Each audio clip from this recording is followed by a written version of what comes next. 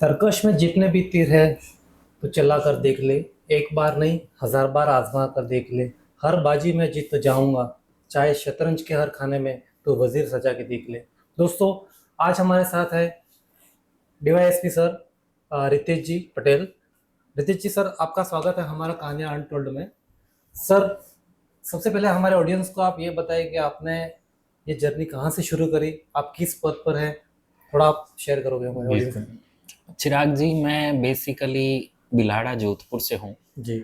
बिलाड़ा छोटा सा टाउन है जोधपुर डिस्ट्रिक्ट में, लेकिन एजुकेशनली बहुत डेवलप्ड है। और वर्तमान में मैं राजस्थान पुलिस सर्विस में एज डीवाईएसपी कार्यरत हूँ। अभी मैं पुलिस मुख्यालय जयपुर में अपनी सेवाएं दे रहा हूँ। जी।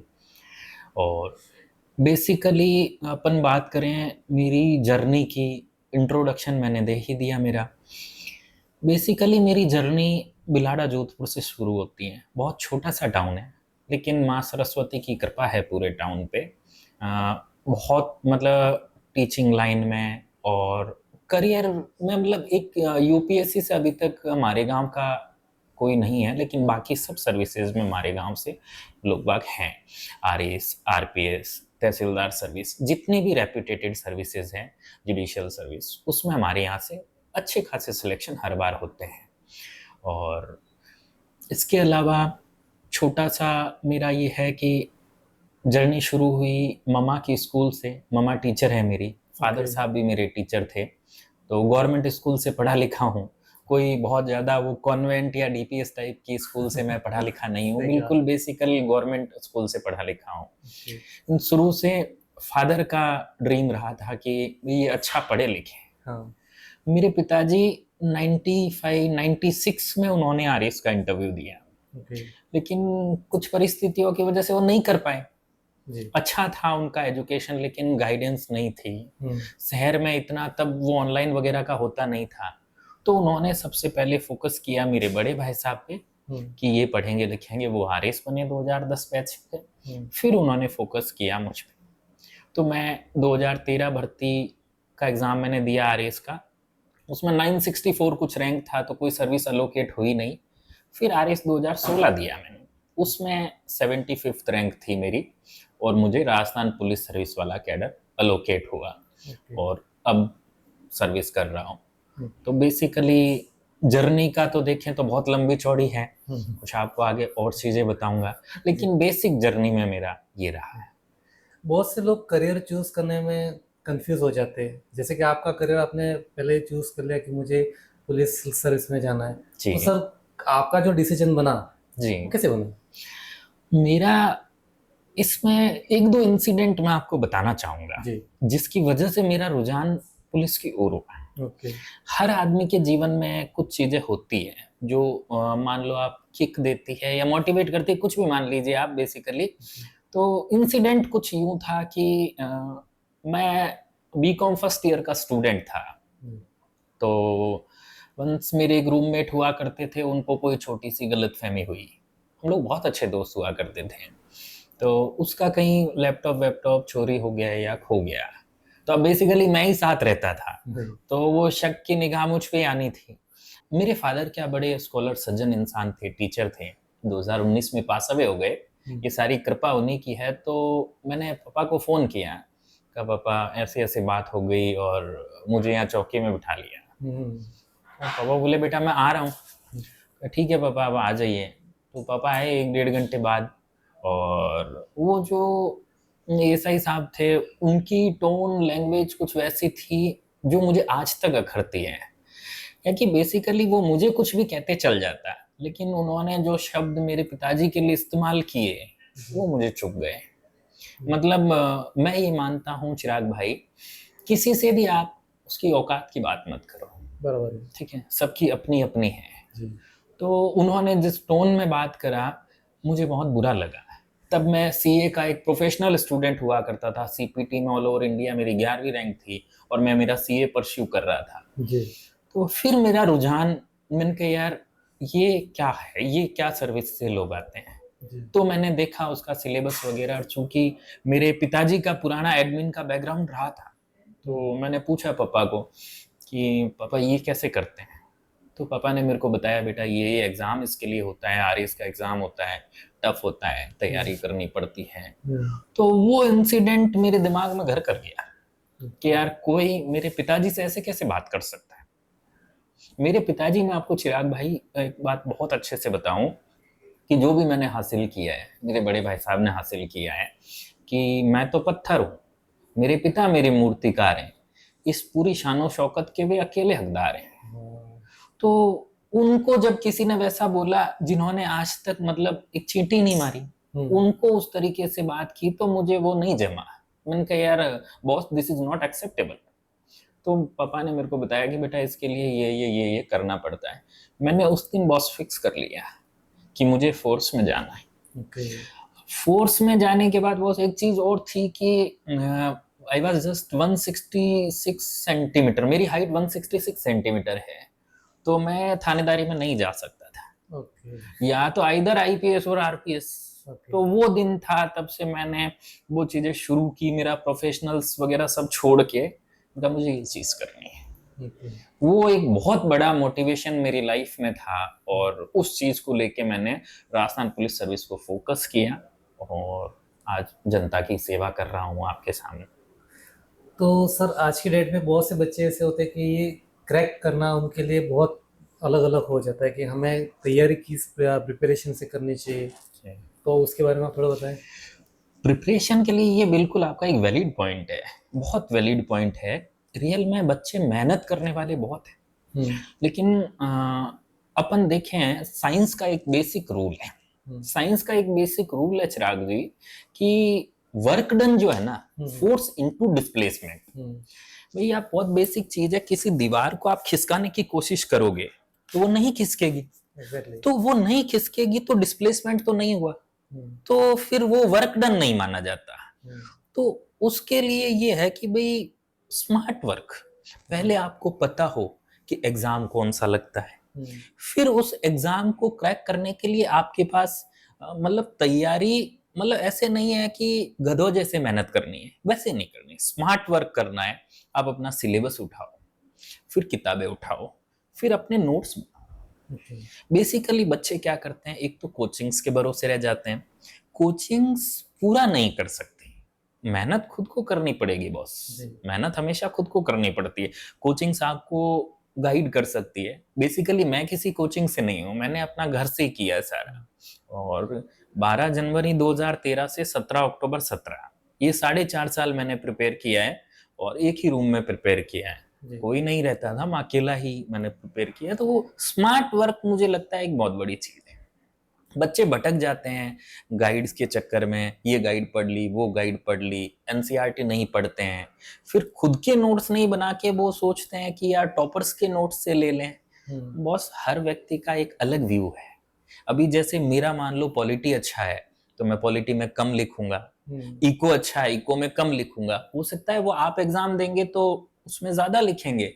तो बेसिकली विजन खुद का रहना चाहिए, तैयारी खुद की रहनी चाहिए।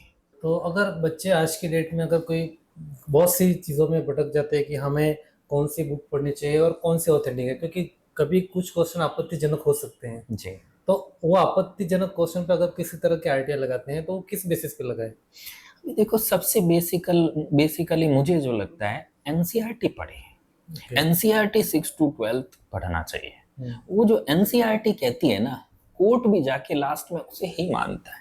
तो जो चीजें एनसीईआरटी में लिखी, हाँ मैं नहीं कहता कि 100% सही है, लेकिन 99.99% आपको चीजें सही मिलेगी।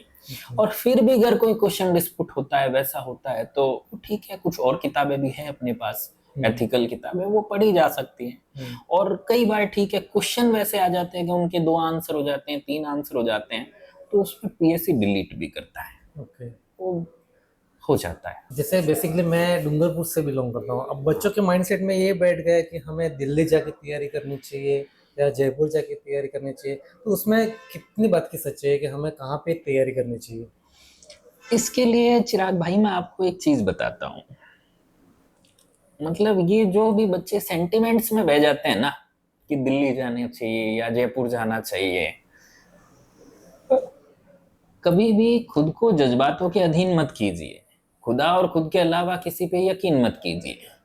अगर आदमी ठान लेना तो जीते, मान ले तो हारे। मैंने कहीं से नहीं, घर पे बैठ के तैयारी करी है। मतलब दिल्ली, जयपुर, ये सब चीजें एक दिमाग में घर कर गई है व्यक्ति के, ये आम बच्चे के। जबकि बेसिक गाइड लेके बाड़मेर से भी आईएएस और आईपीएस निकल रहे हैं। ओके। ये आप हर साल का एग्जाम्पल देखिए, राजस्थान में जो भी चयन हो रहे हैं आप निकाल के देखिए डेटा। अब पिछले 5 सालों से राजस्थान में सबसे ज्यादा, यूपीएससी में सबसे ज्यादा चयन राजस्थान से हो रहे हैं, कैडर भी लोग राजस्थान चूज कर रहे हैं। बाड़मेर में बैठा व्यक्ति कहीं दिल्ली नहीं गया है। ओके। तो बात खुद पे भरोसा करने की है भाई। अपने पास ऑनलाइन इतना मटेरियल है कि अपन चाहें तो मतलब 5 साल पढ़े उसको, बस उस मटेरियल में से स्मार्टली चूज करना है, ऑप्शनल वगैरह का जो है करना है। बाकी ये जो हवा बना दिया है दिल्ली का, जयपुर का, ऐसा कुछ नहीं है। अपने घर पे बैठ के तैयारी बढ़िया होती है, आप डिस्ट्रैक्ट नहीं होते हैं, घर का खाना मिल जाता है।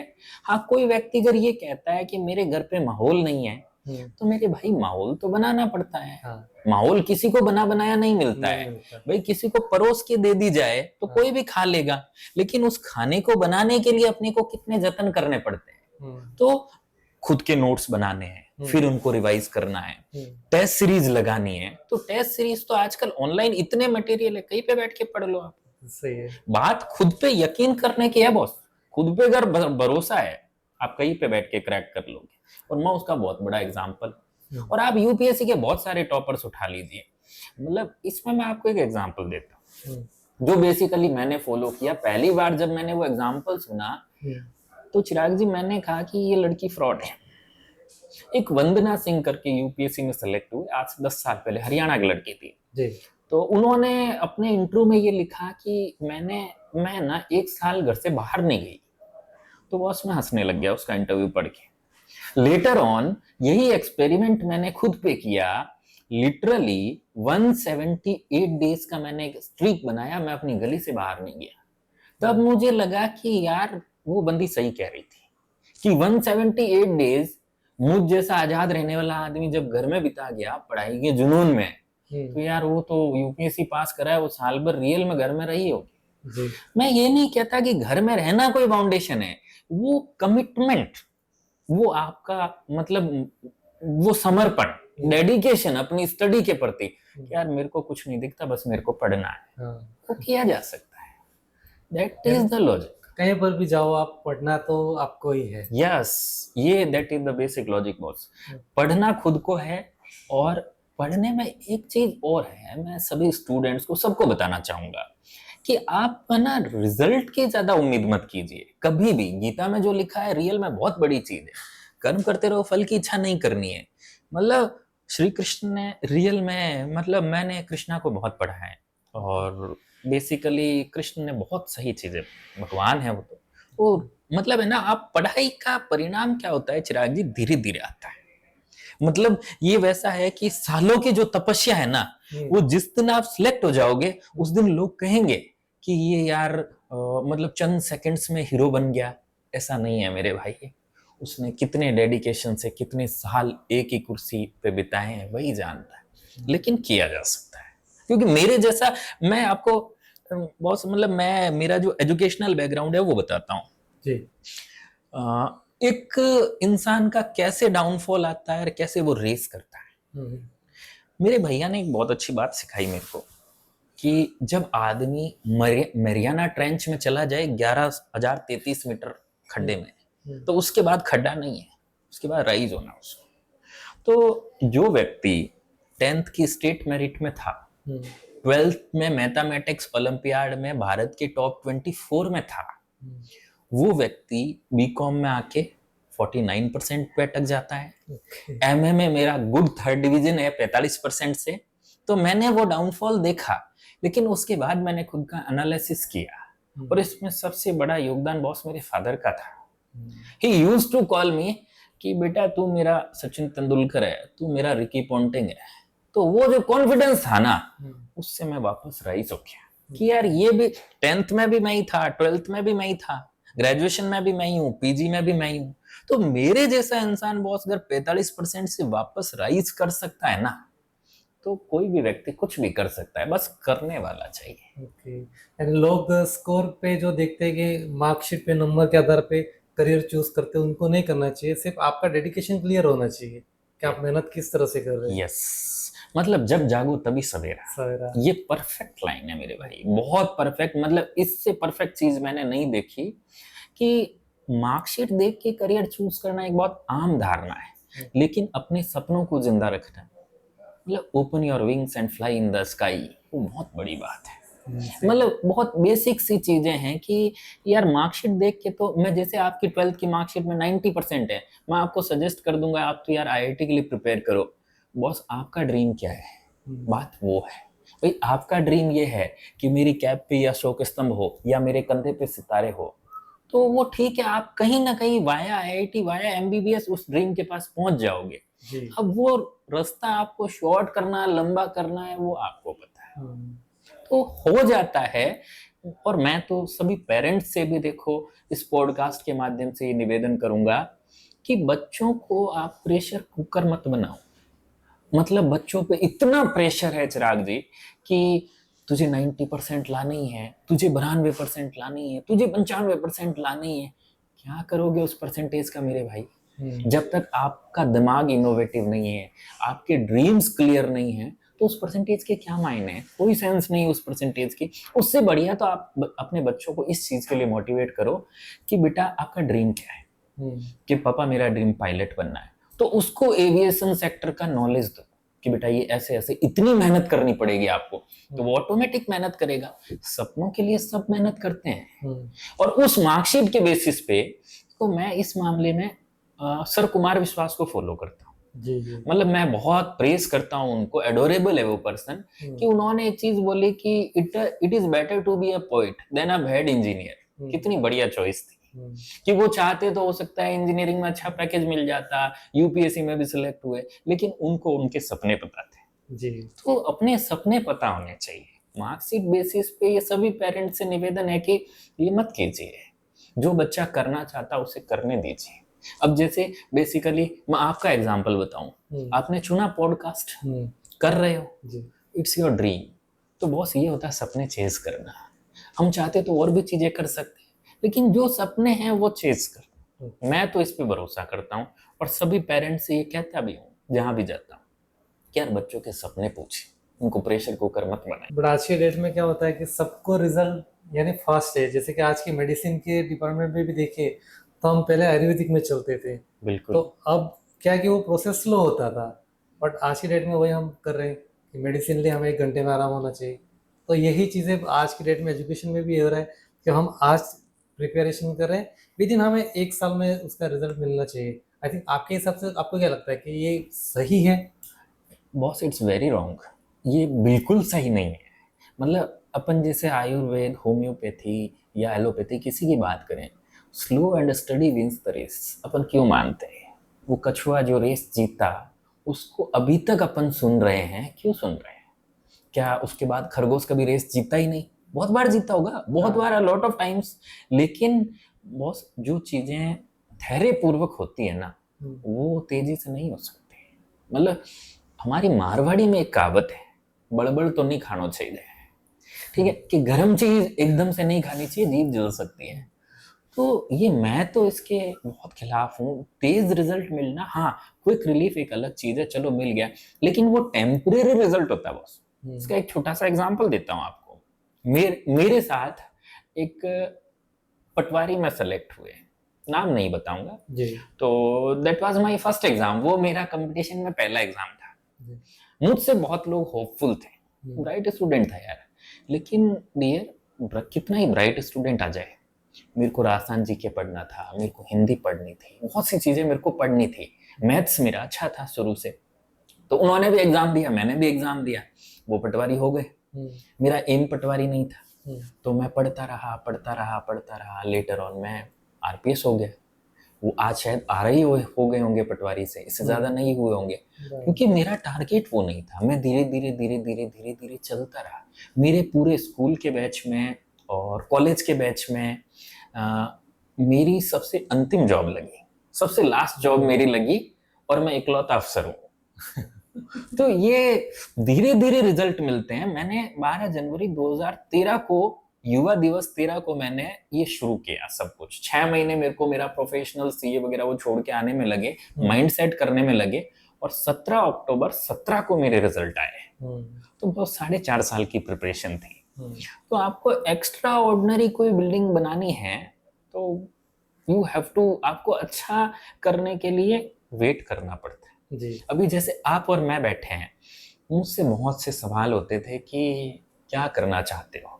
मैं एक मेरे मॉक इंटरव्यू में कहीं गया था, तो ऐसे ही एक मैम इंटरव्यू ले रहे थे, सीनियर आईएएस या आईपीएस थे, तो वो इंटरव्यू ले रहे थे। तो उन्होंने मुझसे पूछा कि बेटा क्या करना चाहते हो। तो मैंने कहा मैम ये जो अपने आप उधर बैठे हो मैं इधर बैठा हूँ, इस डिस्टेंस को कवर करना चाहता हूँ। ओके। तो वो व्यू सबका ठीक है, उनको उन्होंने बोला कि आप कर जाओ। ठीक है, मेरी मेहनत 4.5 साल 5 साल जो मेहनत की, जी। और ये आरएएस का एग्जाम बहुत ऐसा है कि इसमें तीसरी क्लास से अब तक आपने क्या पढ़ा है हर चीज काम आती है। तो ओवरनाइट चीजें नहीं बदली जा सकती, लेकिन मेहनत करेंगे तो वो डे या नाइट जरूर आ जाएगी जब आप चीजें बदलेंगे। अब उस दिन दुनिया को लगे कि नहीं यार ये तो हीरो बन गया रातों रात, ऐसा नहीं होता बॉस। हाँ, रातों रात उस रात के पीछे बहुत सी रातें निकली है। लॉट, बहुत सी। मतलब उन रातों में देखो आपके माता पिता, आपके भाई बहन, मतलब उन सब का इतना बड़ा त्याग समर्पण, वो आप इंसान खुद कभी नहीं भूलता। ये मुनव्वर राणा साहब की चंद पंक्तियां हैं कि मतलब उन्होंने माँ के लिए कहा है। रियल में माँ की स्टोरी बहुत अलग होती है। माँ का जो डेडिकेशन बच्चों के लिए, पिता का समर्पण, मुनव्वर राणा साहब ने ये कहा है कि मतलब जस्ट माँ का जो रोल होता है ना किसी की भी लाइफ में, कि एक बड़ा, माँ पे ही लिखी है उन्होंने सब कुछ। वो ये कहते हैं कि यार एक मुद्दत से सोई नहीं माँ मेरी। मैंने एक बार कहा था कि माँ मुझे रातों में डर लगता है। तो वो जो आपके माता पिता रात भर आपके साथ जागते हैं, जबकि उनको पढ़ाई से कोई मतलब नहीं है, लेकिन आप 4 बजे सो रहे हो तो आपकी मम्मी 4 बजे सो रही है, आपके पापा 4 बजे सो रहे हैं, तो वो उन सब का समर्पण है। वो कैंडिडेट खुद ही देखता है, दुनिया को वो चीजें नहीं दिखती है। जी। तो वो ठीक है, ओवरनाइट कुछ नहीं होता बेसिकली, बात ये है। चाहे वो किसी भी फील्ड में हो, ये केवल स्टडी की बात नहीं है। ओवरनाइट का मतलब बहुत से मेरे दोस्त मेरे को ये बोला करते थे कि यार you can do for SSC फलाना ये वो। तो देखो बॉस यार मेरा हमेशा ये रहता था, और ये ड्रीम लाइन थी मेरी कि अभी तक मुट्ठी खोली नहीं है मैंने ए आसमां, तेरा तो वक्त आया है मेरा दौर आएगा। तो उस दौर के लिए मेहनत तो करनी पड़ती है, ओवरनाइट कुछ नहीं होता। सर आपने जब पहली बार वर्दी पहनी जी, तो कुछ हर एक युवा को ले रहता है कि हम भी वर्दी पहने, उसकी फीलिंग अलग ही होती है। तो आपके हिसाब से आपको जब पहली बार आपने पहनी आपको क्या महसूस हुआ? बॉस इसमें मैं मतलब 2 एस्पेक्ट है इसके। होता क्या है बॉस कि मेरा सपना था वर्दी, ठीक है। अनफॉर्चुनेटली क्या हुआ कि मुझसे ज्यादा जो खुश होते इस वर्दी को देख के, 5 मई 2019 को बॉस मेरे फादर चले गए कार्डियक अरेस्ट से। तो उनका सपना था कि वो अपने बेटे को इस वर्दी में देखें। तो 3 जुलाई 2019 को मैंने ये सर्विस ज्वाइन करी थी। 3 महीने का हमारा फाउंडेशन होता है, उसके बाद हम लोग राजस्थान पुलिस अकादमी जाते हैं। तो ये मिक्स्ड इमोशंस थे कि वर्दी पहनने का जितना गर्व था उतना ही कहीं ना कहीं मैं अंदर से इमोशनल भी था कि यार आज अगर वो होते तो वो शायद कहीं ना कहीं मुझसे ज्यादा खुश होते। वो एक पिता के लिए इससे बड़ा सपना क्या होता है कि वो अपने बेटे को वर्दी में देखे। तो मेरे लिए मिक्स्ड इमोशंस थे। लेकिन मैं एक चीज कहूंगा बॉस कि जब मतलब वर्दी के लिए आज भी सब कुछ कुर्बान है। जब तक ये खाकी पहन के बैठे हैं हम लोग, मतलब हमारा जाति धर्म फिर ये खाकी है। वॉटेवर दुनिया आपको क्या समझती है, कोई भी आपको क्या समझता है, उससे फर्क नहीं पड़ता बॉस। लेकिन जब तक वर्दी पहन रखी है, हमारी एक ही जाति है, एक ही धर्म है, दैट इज वर्दी टू सर्व द नेशन। और बहुत बेसिक सी बात है बॉस, जब दुनिया अपनों के साथ जश्न मनाती है ना, उस समय पुलिस अपना फर्ज निभाती है। तो ये वर्दी पहनना मतलब मैं कहूँगा चिराग जी कि ये कांटों का ताज है, इसके साथ जिम्मेदारियां बहुत आती हैं। मतलब लोगों को लगता है कि यार ये चार्म, ये रौब, ये रुतबा, ये डेकोरम, मेरे भाई वो एक अलग विषय है। लेकिन जो जिम्मेदारियां आती है ना, हम्म। To investigate, to maintain law and order, वो बहुत अलग होती है। उसमें हमें अपने परिवार को भी कई बार साइड लाइन करना पड़ता है। कई बार 2-2 दिन, 3-3 दिन घर पे बात नहीं कर पाते हैं। कोविड में सबने देखा। तो वो, हाँ, मिक्स्ड फीलिंग्स थी वर्दी पहन के। लेकिन जब वर्दी पहनी तो फिर वर्दी है, फिर बाकी की सारी चीजें साइड लाइन है। नो डाउट अच्छा मोमेंट होता है। इंसान पहली बार, मैं तो कहूँ पहली बार नहीं, एवरी डे, हम्म। एवरी डे जब हम वर्दी लगाते हैं तो ये महसूस करते हैं कि ये जिम्मेदारी है एक। मतलब मैं पूरी राजस्थान पुलिस को, पूरी भारत की पुलिस को रिप्रेजेंट कर रहा हूँ। मेरा हर मतलब छोटा सा मूवमेंट पूरी पुलिस को डिफाइन करेगा। एग्जैक्टली। तो दैट्स इट। वो जिम्मेदारियां बहुत होती है मेरे भाई। जब आपको वर्दी प्राप्त हुई तो कहीं ना कहीं समाज में आपका देखने का नजरिया भी बदला होगा। तो वो नजरिया आप किस तरह से देखते हैं? इसमें बॉस दोनों चीजें हैं कि जब हमने वर्दी पहन ली तो फिर हम वर्दी के हो गए, हम्म। और फिर हम समाज को, मतलब एक जनता को उस दृष्टि से देखते हैं कि भाई मास लेवल पे भला कैसे हो सकता है। अब उसमें चिराग जी कई बार हो सकता है कि पुलिस मतलब इम्पार्शियल होके काम करना चाहती है, वर्दी इम्पार्शियल होके काम करना चाहती है, लेकिन आरोप प्रत्यारोप लगते हैं। वो ठीक है, समाज का मुझे लगता है कि फोर्स वाले जितना भला चाहते हैं ना, हम्म। चाहे वो सीडीएस एनडीए के थ्रू या आर्मी का जवान हुआ, एयरफोर्स का जवान हुआ, पुलिस का जवान हुआ, उनसे ज्यादा भला समाज का कोई नहीं चाहता। जी। हाँ, आरोप प्रत्यारोप अलग चीज है। अब बिल्कुल बेसिकली अपन कई लोगों को मैंने ये कहते सुना कि भाई आर्मी को ले आओ, आर्मी को ले आओ। बॉस, एक दिन है ना, पूरे देश से पुलिस हटा के देख लो, जनता को ये महसूस हो जाएगा कि यार ये लोग खड़े हैं तब हम सुरक्षित हैं। हम्म। तो समाज का सबसे ज्यादा भला फोर्स चाहते हैं। ओके। हम कभी नहीं चाहेंगे कि कोई लॉ एंड ऑर्डर बिगड़े, किसी की मौत हो, किसी का अपहरण हो। ठीक है, फिर भी इंसिडेंट्स होते हैं, अलग बात है। लेकिन समाज का अल्टीमेटली भला, सबसे ज्यादा भला अगर चाहेंगे तो वो फोर्स चाहेगी ओके। कि यार बिल्कुल गलत नहीं होना चाहिए। हाँ, एडमिन पूरा पूरा एडमिनिस्ट्रेशन है वो भी यही चाहता है, लेकिन चूंकि लोग वर्दी को नोट करते हैं तो हमें पॉइंट आउट ज्यादा किया जाता है। जरूरी। एक्चुअली है ना, हालांकि दो देश में दोनों चीज़ें इक्वली रहनी बहुत ज़रूरी है। आर्मी अपनी जगह है और पुलिस अपनी जगह है। तो ये नहीं हो सकता कि दोनों अपने एक दूसरे के काम अटैच कर सकते हैं, क्योंकि देश के बाहर वहाँ पुलिस इन्वॉल्व नहीं हो सकती और यहाँ पे आर्मी अंदर इन्वॉल्व नहीं हो सकते। तो दोनों चीज़ें बैलेंस अपनी जगह पे सही है। तो आपको सबसे ज़्यादा मोटिवेशन कहाँ से मिली? क्योंकि कहीं ना कहीं किसी के लिए या तो फादर हो सकते हैं, अपने गुरु हो सकते हैं। तो आपको कहाँ से? मैं मेरी जिंदगी में बॉस, मेरे फादर साहब से ज्यादा है ना, मतलब ही इज माई हीरो। मतलब he will be my hero. वो हम्म। हमेशा मेरे हीरो रहेंगे, चाहे वो इस दुनिया में है चाहे नहीं है। मतलब उन्होंने, मेरे पिता का इतना अहम रोल रहा है मेरी इस जर्नी में कि शायद मैं अगले 7 जन्मों तक, मुझे कोई पूछेगा ना कि आप क्या बनना चाहते हो, मैं उनका बेटा बनना चाहूंगा। कि उन्होंने जो त्याग समर्पण मेरे लिए किया, हम्म। मेरे माता पिता ने, स्पेशली मेरे पिता ने, मतलब दैट्स इतना भरोसा अपने बच्चे पे, मतलब बहुत, हाँ हर पिता करता है मैं मानता हूँ, लेकिन वो मेरे लिए बहुत स्पेशल रहे। मेरे हर डाउनफॉल में उन्होंने ये बोला कि तू कर लेगा, डोंट वरी। हर गलती छिपाई उन्होंने मेरी। और मतलब ऐसे पिता मैं चाहता हूँ सबको दे। अब इसका मैं आपको बहुत अच्छा एग्जाम्पल बताता हूँ, जी। जो मतलब रियल इंसिडेंट है मेरे जीवन में। मेरा बीकॉम फाइनल का रिजल्ट आया, कॉलेज में थे। वो कॉलेज का बच्चा कितना समझदार होता है यार, कोई बहुत ज्यादा समझदार नहीं होते अपन। हाँ। तो बीकॉम फाइनल का रिजल्ट आया तो बॉस, मेरे परसेंटेज बने 49.99। जी।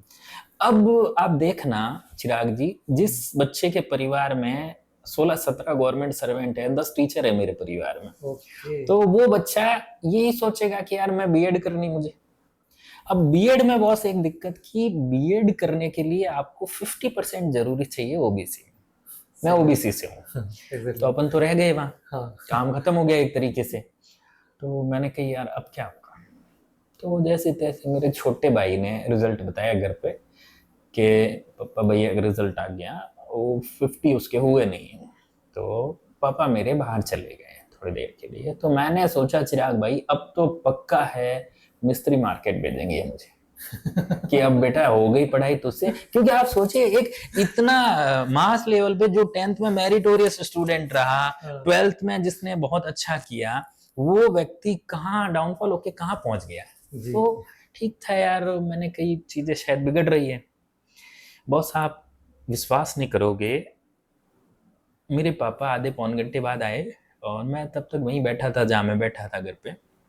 वो गुलाब जामुन लेके आए और उनकी जो उन्होंने लाइंस बोली वो मुझे आज तक मतलब वो लाइंस मोटिवेट करती है कि देख बेटा, मुझे तो तेरी डिग्री है ना वो 36% से चाहिए थी, तूने तो 49% लाए, आरएस तो मैं तेरे को बना दूंगा। तो वो जो चीज थी ना, उनका कॉन्फिडेंस कि मुझे तो तेरे 36% की डिग्री चाहिए थी, आगे तो तू कर लेगा मुझे पता है।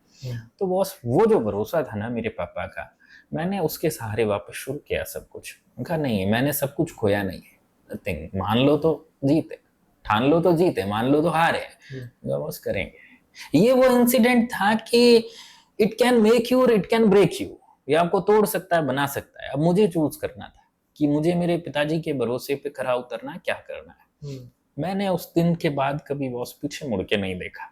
और शायद दुनिया में मतलब मेरे फादर साहब जैसी पर्सनैलिटी, आज भी मैं आपको एक चीज बताऊंगा कि मेरे गांव में बिलाड़ा जाके आप रमेश जी सर का नाम लोगे ना, तो डॉक्टर सर्वपल्ली राधाकृष्णन की जो जयंती आती है शिक्षक दिवस, शिक्षक दिवस पे सर्वपल्ली राधाकृष्णन जी की फोटो बाद में लगती है, मेरे पिताजी की पहले लगती है। तो वो एक तरीके से शिक्षा के दूत रहे बिलाड़ा में, क्योंकि वो जो नहीं कर पाए वो फ्री ऑफ कॉस्ट कोचिंग देते थे सबको, पैसा कभी नहीं लिया उन्होंने दुआएं कमाई। वो मुझे मतलब एक एग्जाम्पल हमेशा देते थे जो मतलब मेरे यहाँ आज तक भी स्टक है। मैंने मतलब महाभारत मैंने बहुत पढ़ी है, बहुत देखी।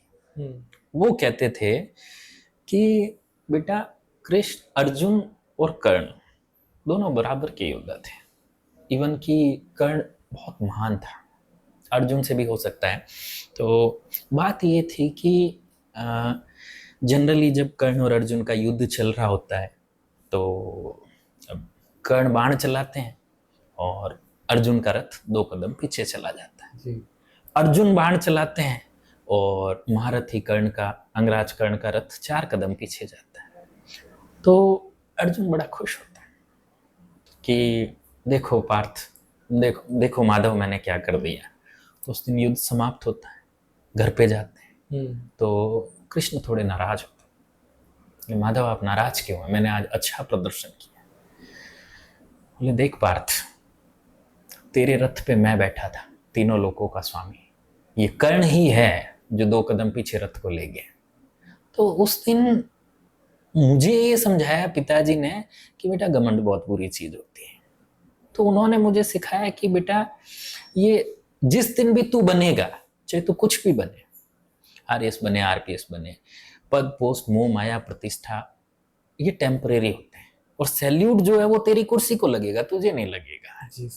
दूसरी बात उन्होंने मुझे ये सिखाई कि बेटा कर्ण और अर्जुन ने केवल इतना सा था, कर्ण को बद्दुआएं बहुत, कर्ण को खामियाजा और अर्जुन ने दुआएं कमाई।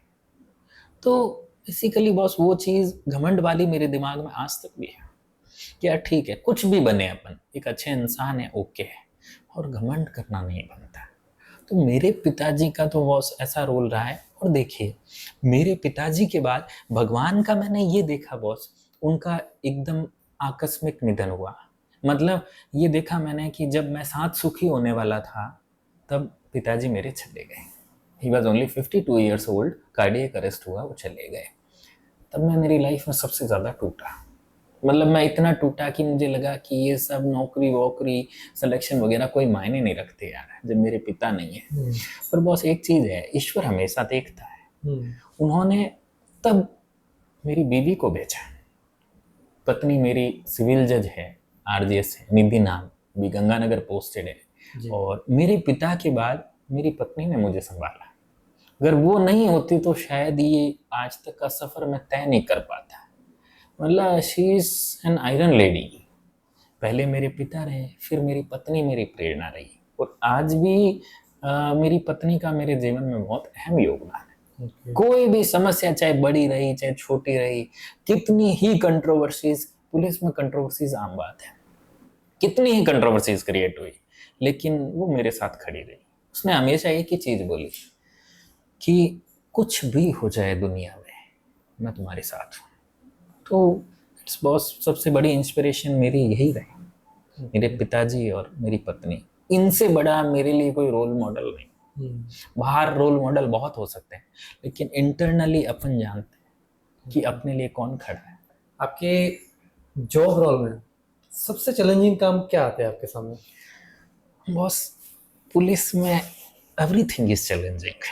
यहाँ रोज आपको नए चैलेंज फेस करने हैं। अब ये इस नौकरी की आप ब्यूटी कह दो। देखो, ऑन चॉइस अगर मैंने फोर्स को चुना है, तो फिर मेरे लिए वो चुनौतियां चुनौतियां नहीं है, मेरा काम है जो मुझे करना है। पुलिस में रोज आपको नई चुनौती मिलती है। नथिंग इज सेम, यहाँ सेम कुछ नहीं है। हर केस की मोडस ऑपरेंडी अलग है, हर केस अपने आप में अलग है, हर जिला अपने आप में अलग है। तो यहाँ अपन अगर उसको, हाँ चुनौती है स्वीकार कर लो, कोई दिक्कत नहीं। या तो चुनौतियों को स्वीकार करके मतलब अच्छा सा आप सॉल्यूशन निकालो, और या आप रोज का ये रोना शुरू कर दो कि यार मेरी लाइफ में ये नहीं है, मेरी लाइफ में वो नहीं है। बॉस, कुछ पाने के लिए कुछ खोना पड़ता है। Exactly. जब हमने फोर्स को चुना है तो every challenge you have to accept every challenge. हमको हर चैलेंज एक्सेप्ट करना है और आगे बढ़ना है, और ऐसे आगे बढ़ना है कि जनता का भला हो। ऐसे भी नहीं कि भाई मास लेवल पे कोई चीज बुरी हो रही है हम नहीं देखें, हमें उसे भी देखना है। तो चुनौतियां तो यहाँ बस रोज आएंगी, रोज। अब उनसे आप कैसे निपटते हो? इंटरनल चुनौतियां, डिपार्टमेंटल चुनौतियां आएंगी, लोगों की चुनौतियां आएंगी, हर चीज को आपको बस बैलेंस करना है। अब वो हर व्यक्ति का अपना अपना है। कोई चुनौतियों से भाग जाता है, कोई सामना करता है। सामना करना ही है, तभी आपकी विजय निश्चित है। संघर्ष मेरी शक्ति है, विश्वास मेरी भक्ति है, मेरा कर्म ही मेरी विजय। यदि मेरे कर्म सही हैं तो चुनौतियों का सामना कर लेंगे, और नहीं है तो पूछेंगे ना किसी को, ये कैसे करें, ये कैसे करें। सीनियर्स बैठे हैं, देंगे साथ, क्या दिक्कत। तो चुनौतियां आएंगी बॉस, लेकिन ओवरकम करना है, क्योंकि हमने फोर्स को चुना है। तो ये फैमिली और वर्क बैलेंस आप कैसे मेंटेन करते हो? हाँ, ये बॉस ये है चिराग जी, ये सवाल मतलब हर पुलिस वाले के लिए, हर सर्विसमैन के लिए ये बहुत बड़ा चैलेंज है। फिर से इसमें मैं आपको एक चीज़ बताऊंगा कि जैसे मैंने पहले भी जिक्र किया कि मेरी पत्नी मेरे लिए देवी है। तो रियल में आज तक जो मतलब कॉम्प्रोमाइज करने हैं ना, वो उसी ने किए यार। मैंने मतलब कॉम्प्रोमाइज, अब तक मेरी जॉब थोड़ी सी टफ है कंपेयर टू हर।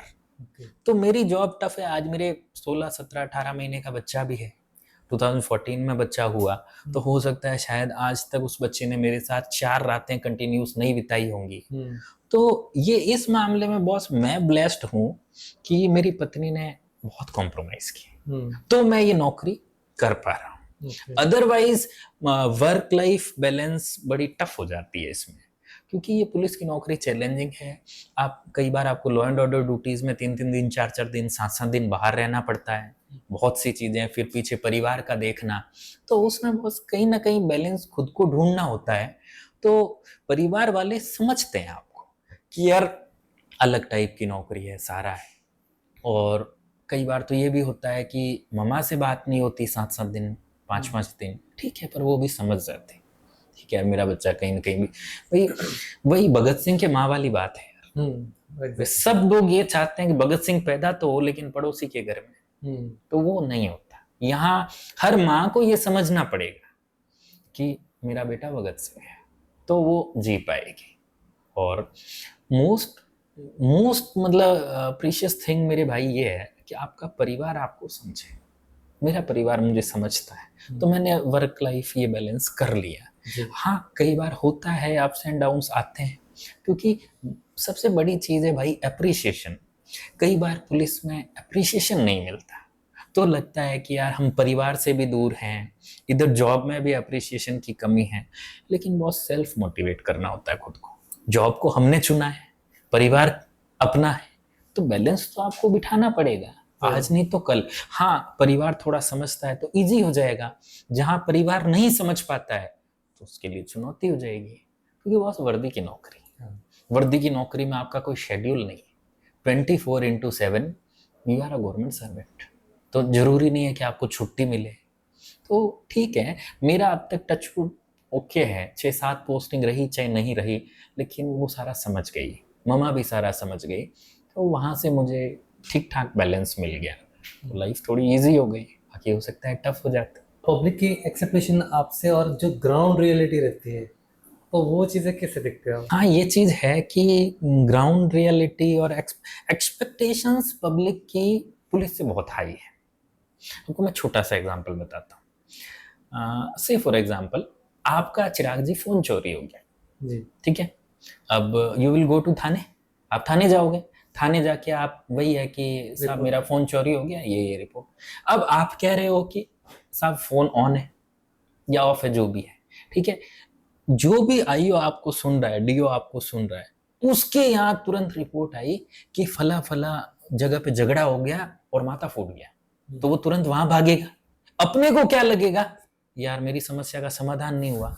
तो बॉस ये चीजें कई बार दिक्कत कर जाती है, जनता एक्सपेक्ट करती है बहुत हाई, और हम देखते हैं प्रायोरिटी की भाई लॉ एंड ऑर्डर नहीं बिगड़े, वैसी स्थिति नहीं आए। तो ग्राउंड रियलिटी में ये है कि पुलिस ओवरबर्डनड है, पुलिस के पास काम बहुत है, उस काम के चक्कर में आप चाहे घर का काम ही देख लो बस, आपको कई बार डिसाइड करना होता है, मान लो बच्चा बीमार है या पत्नी बीमार है, ठीक है, आपको उसको हॉस्पिटल लेके जाना पड़ेगा, ठीक है, और पड़ोसी बीमार है, उसमें फर्क पड़ेगा ना, पड़ोसी को कल ले जाएंगे, हो सकता है चलेगा। तो यहाँ भी वही है बॉस कि मान लो कोई मर्डर हो गया, कोई वैसा लूट डकैती हो गई, तो पहले वहां जाएंगे ना, बाद में आके वो मोबाइल का भी देख लेंगे। फिर वो कंपैरिजन करते हैं कि यार फॉरेन कंट्रीज में, तो भाई फॉरेन कंट्रीज में हम 140 करोड़ लोग हैं और कितनी सी पुलिस है। फॉरेन कंट्रीज वो छोटे छोटे तो देश हैं, उनमें लोगों से ज्यादा तो पुलिस है वहां, तो वो रेस्पॉन्स टाइम उनका बहुत कम रहता है, यहाँ रेस्पॉन्स टाइम थोड़ा हायर रहता है। तो बस एक्सपेक्टेशंस पुलिस से बहुत ज्यादा है और थोड़ा ओवरबर्डन्ड भी है, ह्यूमन रिसोर्सेज हमारे पास कम है, लेकिन टचवुड मैं मानता हूँ पुलिस बहुत अच्छा कर रही है और आगे भी बहुत अच्छा करेगी। हाँ, थोड़ा जनता का भी है कि यार हम पे भरोसा आप लोग बनाए रखे हैं, करेंगे, अच्छा करेंगे, और जब जब जनता का देखो सपोर्ट मिलता है तो हमें भी अच्छा लगता है। हमें दोनों पहलू से देखने चाहिए। अगर मैं एग्जांपल दूं, अगर मैंने यहाँ पे 6 लिखा है तो मेरे लिए 6 है, लेकिन अपोजिट डायरेक्शन में जो पर्सन खड़ा है उसके लिए वो 9 है। तो एक बार आप दोनों पक्ष से देखो। सर यूं है कि लोग पुलिस से डरते क्यों हैं? हाँ हाँ चिराग जी, ये मतलब कॉमन परसेप्शन है, मैंने मतलब बहुत, मुझे देखो बेसिकली मैं भी डरता था जब when I was not in the force, मतलब हम छोटे तक के सोच लें या कॉलेज टाइम में सोच लें, तो मतलब ये जैसे आप, मैं आपको नॉर्मल सी बात बताऊं, आप जब डॉक्टर के पास जाते हो तो डॉक्टर आपको दवाई लिखेगा आपकी बीमारी सुन के, प्रेस्क्रिप्शन ही तो लिखेगा डॉक्टर। तो यार जब आप थाने जाओगे तो एफआईआर दर्ज कराने जाओगे, मान लो कोई भी घटना हो गई, अब लोगों ने पुलिस के प्रति परसेप्शन क्या बना लिया कि नहीं यार ये मारेंगे, ये कूटेंगे, ये पकड़ के बिठा देंगे। अरे मेरे भाई, we are living in a democracy, we are living in in fact biggest democracy of the world. हम भारत में, विश्व के सबसे बड़े लोकतंत्र में भारत में जी रहे हैं। सही, बेसिकली बात यही है ना कि भाई सबसे बड़े लोकतंत्र में हम जी रहे हैं दुनिया के। परफेक्ट है ना, बनाया घर है लेकिन जन्नत में रहते हैं, हम खुश नसीब हैं कि हम भारत में रहते हैं। तो डेमोक्रेसी में मेरे भाई लॉज बने हैं, कानून बने हैं, तो यदि कानून आपने पढ़े हैं, आपको ज्ञान है, तब तो आप पुलिस से बिल्कुल डर रखने का वो कोई है ही नहीं।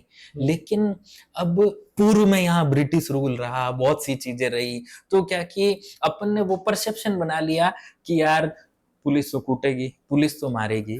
बस मेरे 7-8 साल का जो अनुभव है, मैंने कभी किसी को गलत नहीं मारा, गलत नहीं कूटा। हाँ, कुछ चीजें हैं कई बार, हाँ सख्ती से पेश आना पड़ता, अपने को मजबूरी हो जाती है अपनी कि भाई हमें क्राइम भी खोलने हैं और चीजें भी देखनी है, क्योंकि मतलब ये 5 उंगलियां भी अपनी समान नहीं है। पांचों उंगलियां नहीं है ना समान, तो सोसाइटी में कोई अच्छा इंसान होगा, कोई बुरा इंसान होगा, तो वो सब चीजें देखने को अपने। अब अगर आपको लॉ की नॉलेज है, आपने लॉ पढ़ा है, अभी आप से फॉर एग्जांपल सुप्रीम कोर्ट के कोई भी एडवोकेट को ले लीजिए, हाई कोर्ट के एडवोकेट को, लोअर कोर्ट के एडवोकेट को, वो नहीं डरते पुलिस से। क्यों नहीं डरते? Because they know the law.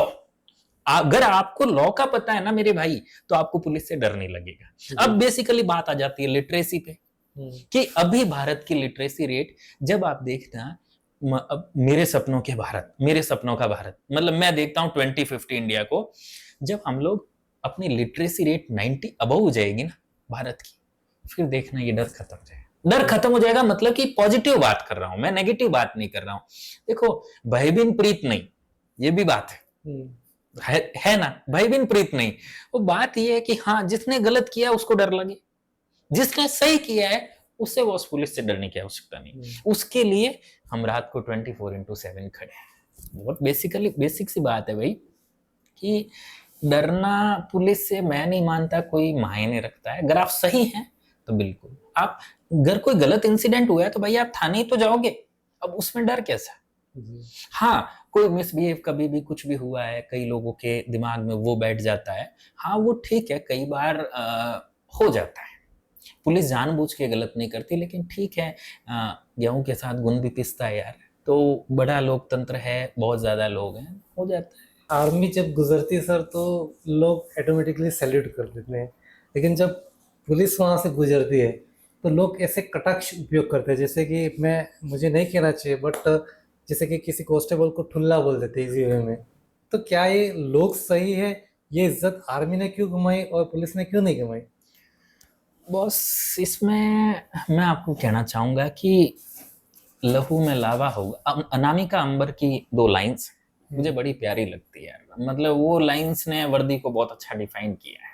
ठीक है, लहू में लावा होगा, उसके दिल में आग रही होगी, लाठी लेकर कहीं जुर्म के पीछे भाग रही होगी, और हम सपनों के रंग महल में, और हम सपनों के रंग महल में चैन से सोए होंगे, लेकिन वर्दी जाग रही होगी।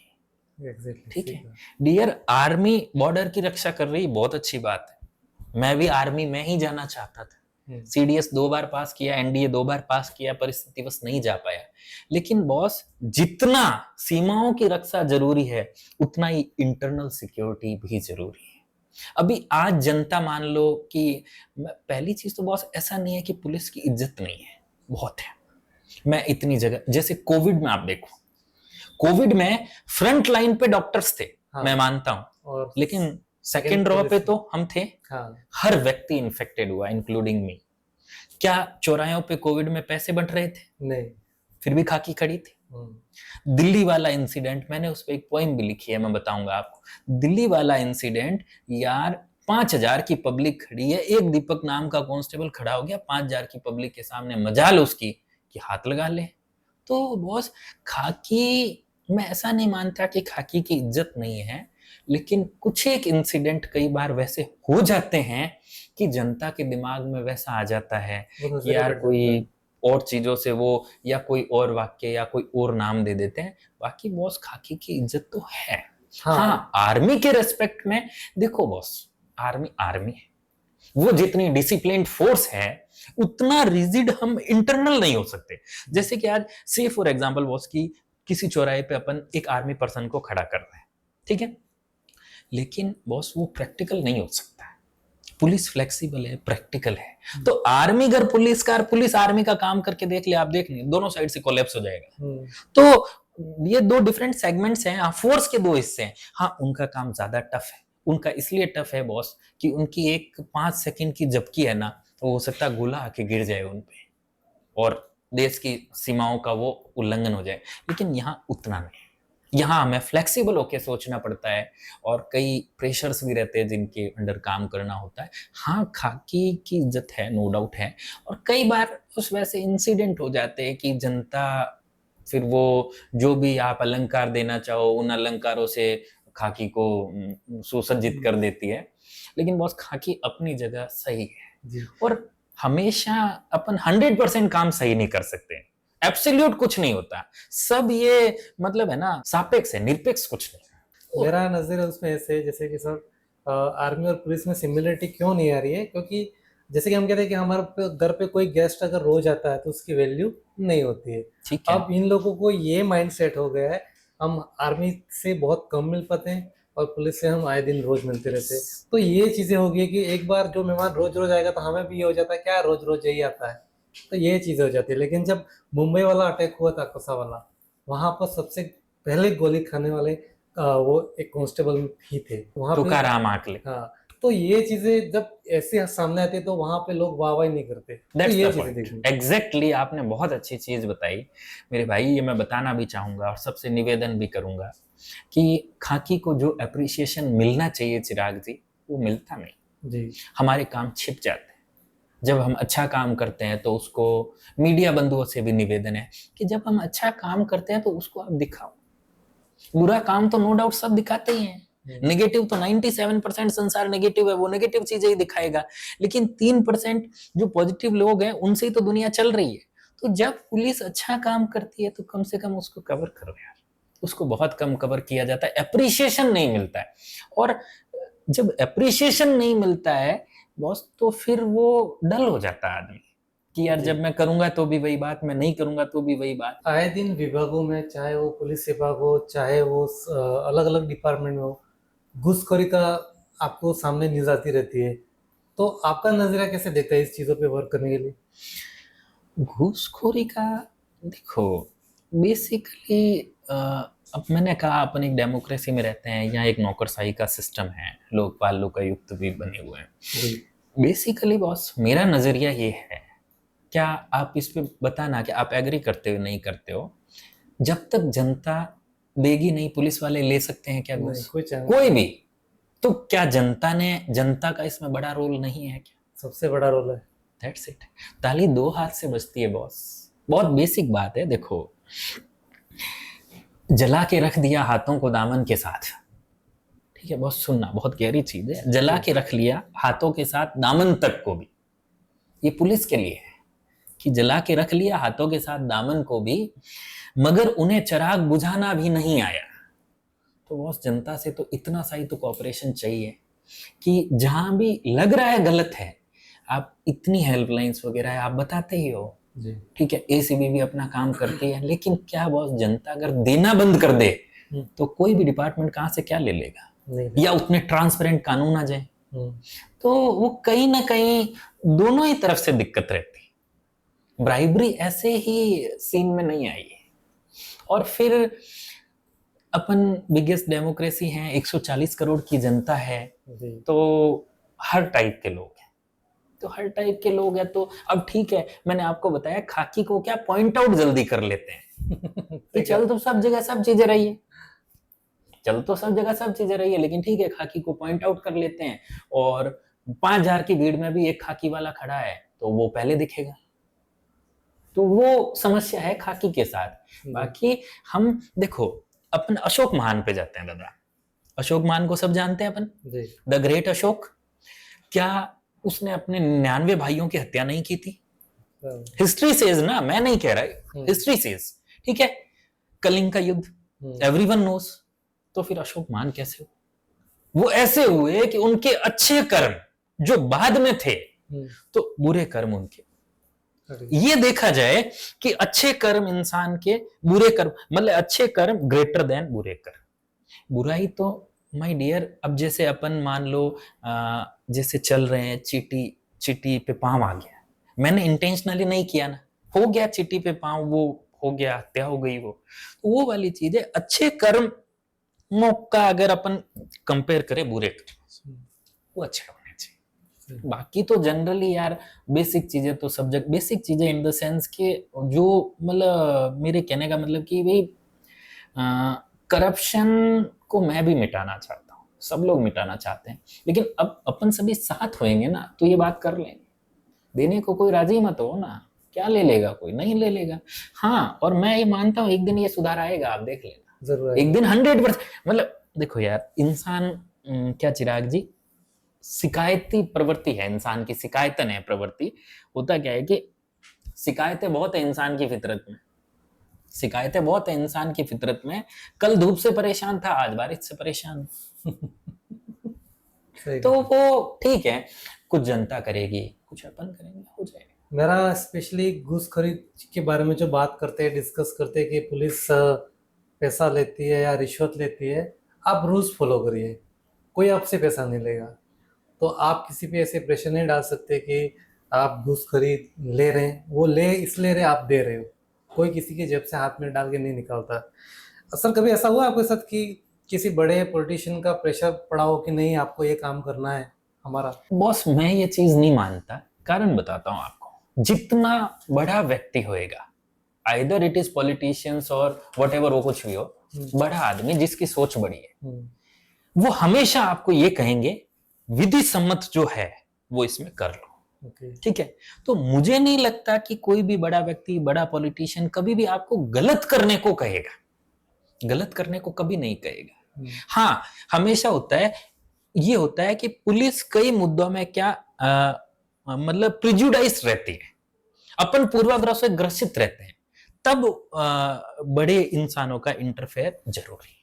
वो अपने को सही मार्ग दिखाते हैं कि श्रीमान आप इस मुद्दे में प्रिजुडाइज्ड हैं, इसको आप मतलब वो ऑब्जेक्टिव होके देखो, वस्तुनिष्ठ होके देखो। हाँ, तब अपने को भी लगता है हाँ हो सकता है यार मैं इस व्यक्ति के बारे में। देखो बॉस, मान लिया एक हिस्ट्री सीटर है, तो क्या जरूरी है कि हिस्ट्री सीटर है तो वो रेपिस्ट भी होगा? नहीं। किसी किताब में नहीं लिखा है। ठीक है, क्या वो हिस्ट्री सीटर है तो जरूरी है कि उसने वो आतंकवादी होगा? नहीं बॉस, कहीं नहीं लिखा है। ठीक है, बात वो है। तो वहां रियल में कुछ बड़े लोग जो सलाह देते हैं, चाहे पॉलिटिशियंस हो या न्यायपालिका, कोई भी व्यक्ति हो, वो आपको कभी भी गलत करने के लिए नहीं कहेंगे बॉस। वो हमेशा आपको ये कहेंगे कि यार सही करना है इसमें और विधि सम्मत चीज करनी है। तो हो सकता है कि अपन पहले से प्रिजुडाइज्ड है उस मामले में कि यार मैं तो ये, तो वहां उनकी सलाह या वो प्रेशर कई बार पॉजिटिव भी काम आ जाता है। लेकिन मैंने तो यार अपनी लाइफ में कभी, चिराग जी, ये नहीं देखा कि किसी व्यक्ति ने मुझसे गलत करने को कहा है और मुझे मान लो किसी ने कहा है तो आई हैव डिनाइड टोटली, नहीं करूंगा सर, नहीं करूंगा। हाँ, उसका खामियाजा कुछ भी भुगतना पड़ा हो कोई बात नहीं, गलत भरी सिबिल ऊपर कोई बात नहीं, भरने दो। लेकिन नहीं आया प्रेशर, नहीं आता हूं, क्या फर्क। बॉस देखो, आफ्टर ऑल आपको जवाब किसको देना है? ऊपर वाले को। उसकी अदालत। फिर उसके वहां उसकी लाठी में आवाज नहीं होती। जी, सही मान बात। लो मेरी रेपो से कोई मुझे खारिज करता, करने दो, कंट्रोवर्शियल रहा, खारिज करता, करने दो ना, क्या फर्क पड़ रहा है। लेकिन मैं तो जानता हूं ना मैंने गलत नहीं किया है, बस इतना सा होना चाहिए। बाकी मैंने अमूमन ये देखा है बॉस, लेवल के पॉलिटिशियंस जो होते हैं वो विधाता होते हैं यार, वो उन्होंने जनता को उस लेवल से देख रखा होता है। मान लो आज बात करें किसी भी सीएम लेवल के व्यक्ति की, मंत्रालय लेवल के व्यक्ति की, उन्होंने यार अपने जैसे बहुत लोग देखे हैं मतलब कि वो जनता के बीच रहते हैं ना, उन्हें जनता का पता है। अब मैं तो मान लो किसी भी जिले में गया, देख लिया हाँ यार ये फला फला, अरे यार हिस्ट्री सीटर है ये तो, अरे भाई हिस्ट्री सीटर हो सकता है, हाँ होगा, लेकिन जरूरी थोड़ी है वो इस क्राइम में भी इन्वॉल्व है। तो वहां उन लोगों का जो व्यू है वो बहुत परफेक्ट रहता है। किसी भी मामले को हमेशा वो ये कहते हैं कि भाई आप प्रिजुडाइज होके मत देखो, तो सही भी है वो चीज। कुछ लोगों का माइंडसेट ऐसे बैठ गया, जैसे कि मैं गांव से बिलोंग करता हूँ। जी। अब थाने में जाते हैं तो उनको ये लगता है कि ये केस करके अंदर डाल देंगे, तो लोग ये डरे हुए इस चीज़ से। तो आप इन चीज़ों से आप कैसे डर निकालेंगे? ये जो सीएलजी मेंबर्स होते हैं, कम्युनिटी लाइजनिंग वाले, हम लोग जैसे उनकी मीटिंग्स भी लेते हैं, उनको बताते भी हैं कि भाई कोई भी मुद्दा हो आप बेहिचक होके हमें बताइए, तो वो बताते भी हैं। हम गाँव में जाके रात्रि चौपाल पे भी बैठते हैं, उनके साथ जैसे पर्व त्योहार भी मनाते हैं, ईद दिवाली भी मनाते हैं। ठीक है, तो उनको ये महसूस, हमें हमारी रेस्पॉन्सिबिलिटी है कि गांव के आखिरी व्यक्ति तक हम जाएं। मैं उस भारत की अपेक्षा करता हूं मेरे भाई, जिस भारत में कंप्लेनेंट थाने तक नहीं आना चाहिए। मतलब हमें 200 किलोमीटर दूर बैठे व्यक्ति की पीड़ा पता होनी चाहिए, यार इसको ये पीड़ा हुई है, ये समाधान है। तो ये भी होगा धीरे धीरे धीरे धीरे। देखो बदलाव क्या होता है मेरे भाई, हम 1947 में आजाद हुए, ठीक है, 70 75 80 साल जो भी हुए, ठीक है, इसमें बहुत सुधार हुए और बहुत होंगे। हाँ, भय वाली बात, कोशिश तो बहुत करते हैं यार हम लोग कि भाई किसी भी तरीके से, पर क्या जनता की मेंटलिटी बहुत कई बार ऐसी हो जाती है कि से फॉर एग्जाम्पल कोई बात हो गई तो कई बार तो लोग कंप्लेंट करने से डरते हैं। क्यों बॉस, गलत हुआ है तो आप आके बताओ ना एक बार। उसमें इज्जत का वो डिंडोरा ये वो, अरे बॉस जब किसी व्यक्ति की मृत्यु हो जाएगी, जब कोई व्यक्ति के साथ लूट हो जाएगी, तब आके बताओगे क्या? तो ये जनता को भी समझना चाहिए कि यार we are serving for them, हम उनके लिए सेवा के लिए बैठे हैं, तो वो बताएंगे तभी तो समाधान होगा। लेकिन वो इस चीज को वैसे लेके बैठ जाएं कि पुलिस हमें अंदर डाल देगी। भाई पुलिस गलत अंदर किसी को नहीं डालती, और गलत अगर गलती से हो गया तो जुडिशरी बैठी है, हाँ, वहां न्याय होगा, 100% होगा। पुलिस कोई सुप्रीम सत्ता थोड़ी बॉस, जुडिशरी बैठी है ना, 100% वो सही करेंगे। They are there to correct our mistakes, वो सही कहीं ना कहीं। बाकी लोगों के बीच बैठना, उनको समझाना, बच्चे हैं तो सिविल में चले जाना, वहां उनको समझाना, ये कोशिश करते हैं, और एक दिन होगी सफल। आज नहीं है लेकिन एक दिन होगी, 100% होगी, ये दावा में। तो सर बॉलीवुड पुलिस और रियल पुलिस में क्या फर्क है? देखो मैं एक बहुत बेसिक बात बताता हूँ आपको। लोग सिंघम सिंघम सिंघम सिंघम करते हैं, ठीक है बॉस। मैं पुलिस का सपना तब देखा करता था जब इंस्पेक्टर विजय स्क्रीन पे आता था, अमिताभ बच्चन जी। ठीक है। बॉलीवुड में पुलिस की जो अब छवि दिखा रहे हैं, नो डाउट बहुत अच्छी छवि दिखा रहे हैं, और इस बात से मैं खुश भी हूँ कि पुलिस का जो अच्छा पार्ट, जो अप्रिसिएशन शायद डिपार्टमेंट या जनता नहीं दे पा रही किसी भी कारण से, कारण कुछ भी रहा हो, देखो वो अलग सीन है, कारण क्या रहता है अप्रिशिएट नहीं करने का, कम से कम बॉलीवुड अप्रिशिएट तो कर रहा है, टॉलीवुड रहो हॉलीवुड अप्रिशिएट तो कर रहा है। तो मैं इस चीज को लेके खुश हूँ कि कोई तो पुलिस के काम को अप्रिशिएट कर रहा है। चाहे आप सिंघम सिम्बा कुछ भी देख लो, सूर्यवंशी कुछ भी देख लो, एटलीस्ट अप्रिशिएट कर रहा है, और ये चीज मुझे बहुत अच्छी लगती है कि यार पुलिस को कोई अप्रिशिएट कर रहा है, काम को अप्रिशिएशन मिल रहा है। अब लोग जैसा देखो बॉस, जैसा दिखता है वैसा बिकता है। पहले मुझे नहीं पता कि पुलिस की छवि क्या बॉलीवुड में दिखाते नहीं दिखाते, मैंने तो हमेशा पॉजिटिव चीज ही नोट करी है, मैंने मेरी लाइफ में नेगेटिव चीजों को कभी नोट ही नहीं किया। तो ये अच्छा है कि पुलिस का एक अच्छा पोर्शन लोगों को मूवीज के माध्यम से देखने को मिलता है, और ये हमेशा से ही मुझे तो अच्छा ही लगा, आगे भी अच्छा लगेगा। हाँ कुछ चीजें यू नो की मूवीज है, तो जैसे ऐसा करार, दो लोगों को एक तरफ उछाल दिया, तीन लोगों को, वो एक अलग सीन है बॉस, वो एक अलग सीन। लेकिन जिस स्टोरी लाइन पे वो काम करते हैं कि पुलिस का क्विक रेस्पॉन्स है, पुलिस किन किन मामलों में क्या क्या करती है, कहाँ police out of the way जाके सोसाइटी की मदद करती है, वो अच्छी चीज है बॉस, वो होना चाहिए। मैं तो अप्रिशिएट करता हूँ बॉलीवुड को, हॉलीवुड को, टॉलीवुड को, जहां भी पुलिस को अप्रिशिएशन मिल रहा है, संदेश मिल रहा है समाज को एक कि भाई खाकी अच्छा काम करती है, लोग कम से कम उनको देख के तो ड्रीम ले रहे हैं कि भाई मुझे सिंघम बनना है, मुझे थानेदार बनना है, मुझे डिप्टी एसपी बनना है, मुझे एसपी बनना है। तो ये अच्छी बात है। आपको ध्यान हो तो मैं रंग दे बसंती मूवी से बड़ा इंस्पायर्ड हूँ। उसमें अंतिम में आमिर खान कहता है ना बीबीसी पे कि कैसे बदलोगे देश तुम, कि बदलेंगे ना, आईएएस बनेंगे, आईपीएस बनेंगे, अच्छी नौकरियों में जाएंगे, नई पॉलिसीज लाएंगे। तो बॉस वो मूवी के माध्यम से था, लेकिन संदेश कितना अच्छा था, बहुत अच्छा संदेश था। तो मैं तो इस चीज को बहुत पॉजिटिव मानता हूँ। एक स्टीरियोटाइप बन चुका है कि पुलिस हमेशा लेट आती है, तो ये चीजें क्या है? पुलिस बॉस ऐसा नहीं है कि हमेशा लेट आती है, ये परसेप्शन हमने बना लिया है। देखो परसेप्शन कई बार समय के साथ बनते हैं। अब देखो मैंने आपको इससे पहले भी इसी पॉडकास्ट में इंट्रो में आपको एक चीज बताई बॉस, हम 140 करोड़ लोग हैं, पॉपुलेशन वाइज हम चाइना से थोड़ा ही पीछे होंगे, या हो सकता है उनको क्रॉस कर गए। तो 140 करोड़ के देश में जब तक मतलब 140 करोड़ के देश में मुझे नहीं लगता साहब 10% से ज़्यादा या 20% से ज़्यादा पुलिस होगी, ठीक है। तो 140 करोड़ के देश को कवर करने के लिए मैं तो हेड्स ऑफ द पुलिस कि वो लोग पहुंच जाते हैं। अभी अपन एग्जांपल ले फॉरेन कंट्रीज का, फॉरेन कल्चर का, बॉस उनकी जनसंख्या 30, 40, 50 लाख, 1 करोड़ 2 करोड़ तो जनसंख्या है उनकी, जितनी अपनी पुलिस है उतनी तो उनकी जनसंख्या है। तो लेट पहुंचना नहीं पहुंचना ये डिपेंड करता है कि यार कितना बड़ा देश है, तो अपना देश बहुत बड़ा है, सबसे बड़ी डेमोक्रेसी है, जनसंख्या वाइज भी अपना देश बहुत बड़ा है। तो ऐसा नहीं है कि हम लेट ही हो रहे हैं।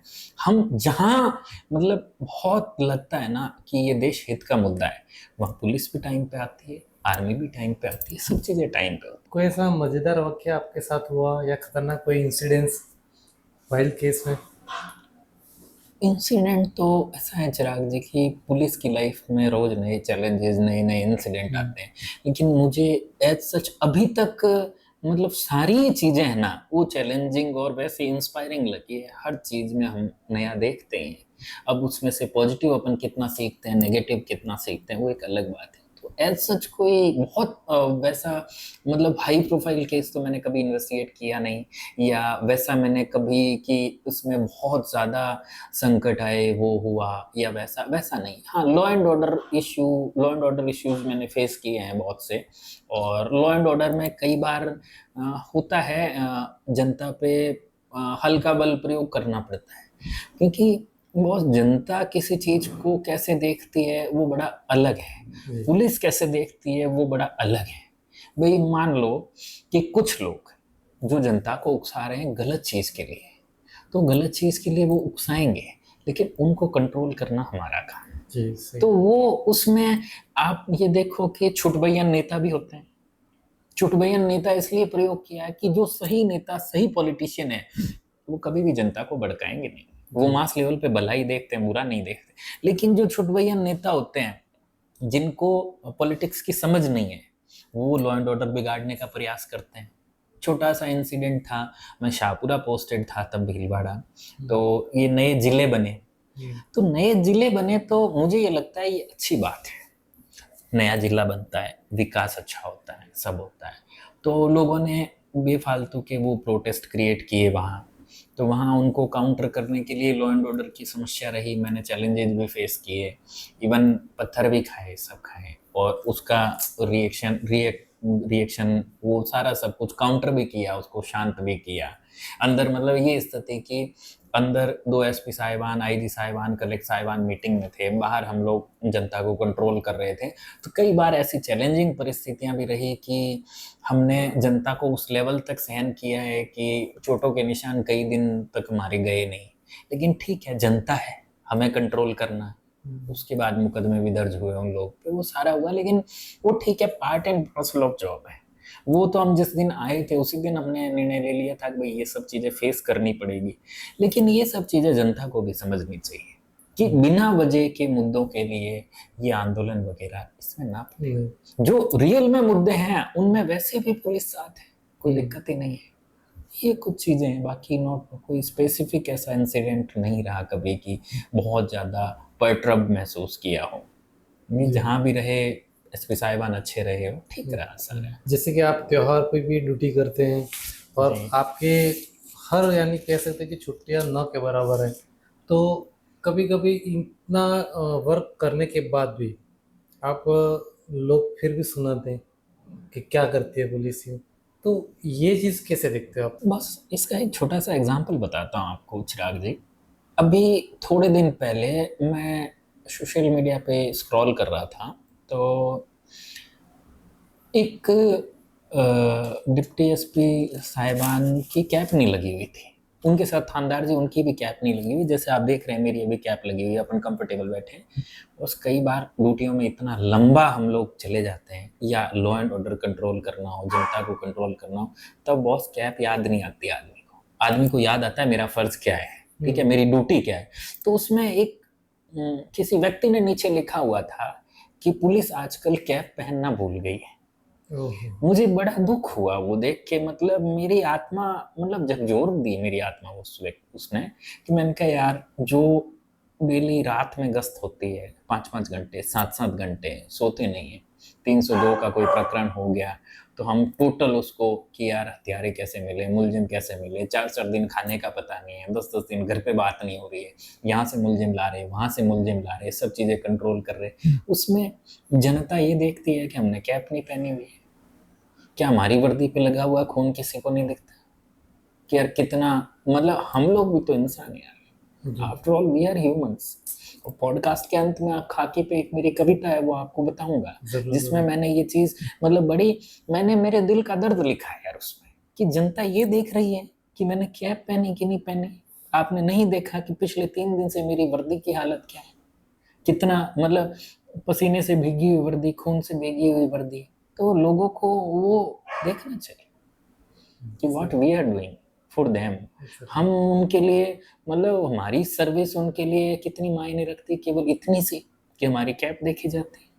ये तो उचित नहीं है। सर हम आपकी पर्सनल लाइफ के बारे में बात करेंगे। अ, आपकी शादी के बारे में और कैसे मैम से मुलाकात हुई। ये मेरी जीवन का सबसे सुनहरा पन्ना है। मतलब ये मेरे जीवन का सुनहरा पन्ना इसलिए मैं बता रहा हूँ कि फादर, मैंने आपको बताया कि 5 मई 2019 को चले गए। हम्म, तो उसके बाद मतलब जो कुछ भी मेरे लिए है, भी मेरे माता जी और मेरी पत्नी है। हम वैसे एक दूसरे को हम 2013-14 से जानते थे। जी मेरा ये, हम दोनों का ये था कि करियर कम्स फर्स्ट, पहले करियर आता है। और ये सब मैं एस्पिरेंट्स को भी यही बताऊंगा। भाई कनिष्क कटारिया का एग्जाम्पल सब देते हैं कि कनिष्क ने यूपीएससी टॉप किया, उसकी गर्लफ्रेंड थी, वो सब वो अच्छी बात है, लेकिन दोनों ने पढ़ाई करी ना। हम्म, तो वो वाली बात थी कि भाई हम लोग को पढ़ना था, पहले करियर फर्स्ट। 2017 में मेरा सिलेक्शन हुआ, 2019 में निधि का सिलेक्शन हुआ, और लेटर ऑन 2021 में मेरी शादी हुई। और अभी वो गंगानगर सर्व कर रही है, यहाँ हूँ। और उसके लिए मेरे पास शब्द नहीं है, मतलब मेरी पत्नी के लिए मेरे पास शब्द नहीं है। ये वो है तो मैं हूँ, इतना बहुत है उसके लिए। वो नहीं होती तो शायद मैं नहीं होता। इतना साथ उसका रहा है, और जितने कॉम्प्रोमाइज, जितने त्याग, जितने बलिदान उसने मेरे लिए किए हैं, शायद एक ऑर्डिनरी लड़की होती तो नहीं कर पाती। एग्जैक्टली। मतलब being RJS, being judicial magistrate, जिन कंट्रोवर्सीज में मैं रहा था ना, कोई भी चला जाता है। लेकिन शी इज वेरी, मतलब एडामेंट कह दो, आप कुछ भी कह दो, डेडिकेटेड कह दो, कुछ भी कह दो, मतलब बहुत साथ रहा। और ये मेरे लिए शादी केवल शादी नहीं थी, मतलब मेरे लिए शादी केवल शादी नहीं है, और पत्नी केवल पत्नी नहीं है। She is like goddess for me, देवी है मेरे लिए। क्योंकि इतनी कंट्रोवर्सीज में रहने के बाद, लेकिन इस चीज का भी है कि वो जो जुडिशियल मजिस्ट्रेट्स, आरजेस, ये लोग दिन रात चीजें देखते हैं, तो उन्हें परखने का बहुत अनुभव होता है। मतलब कोहिनूर की परख होती है उन्हें। हाँ तो बहुत साथ रहा है, और पहले से हम लोग कमिटेड थे।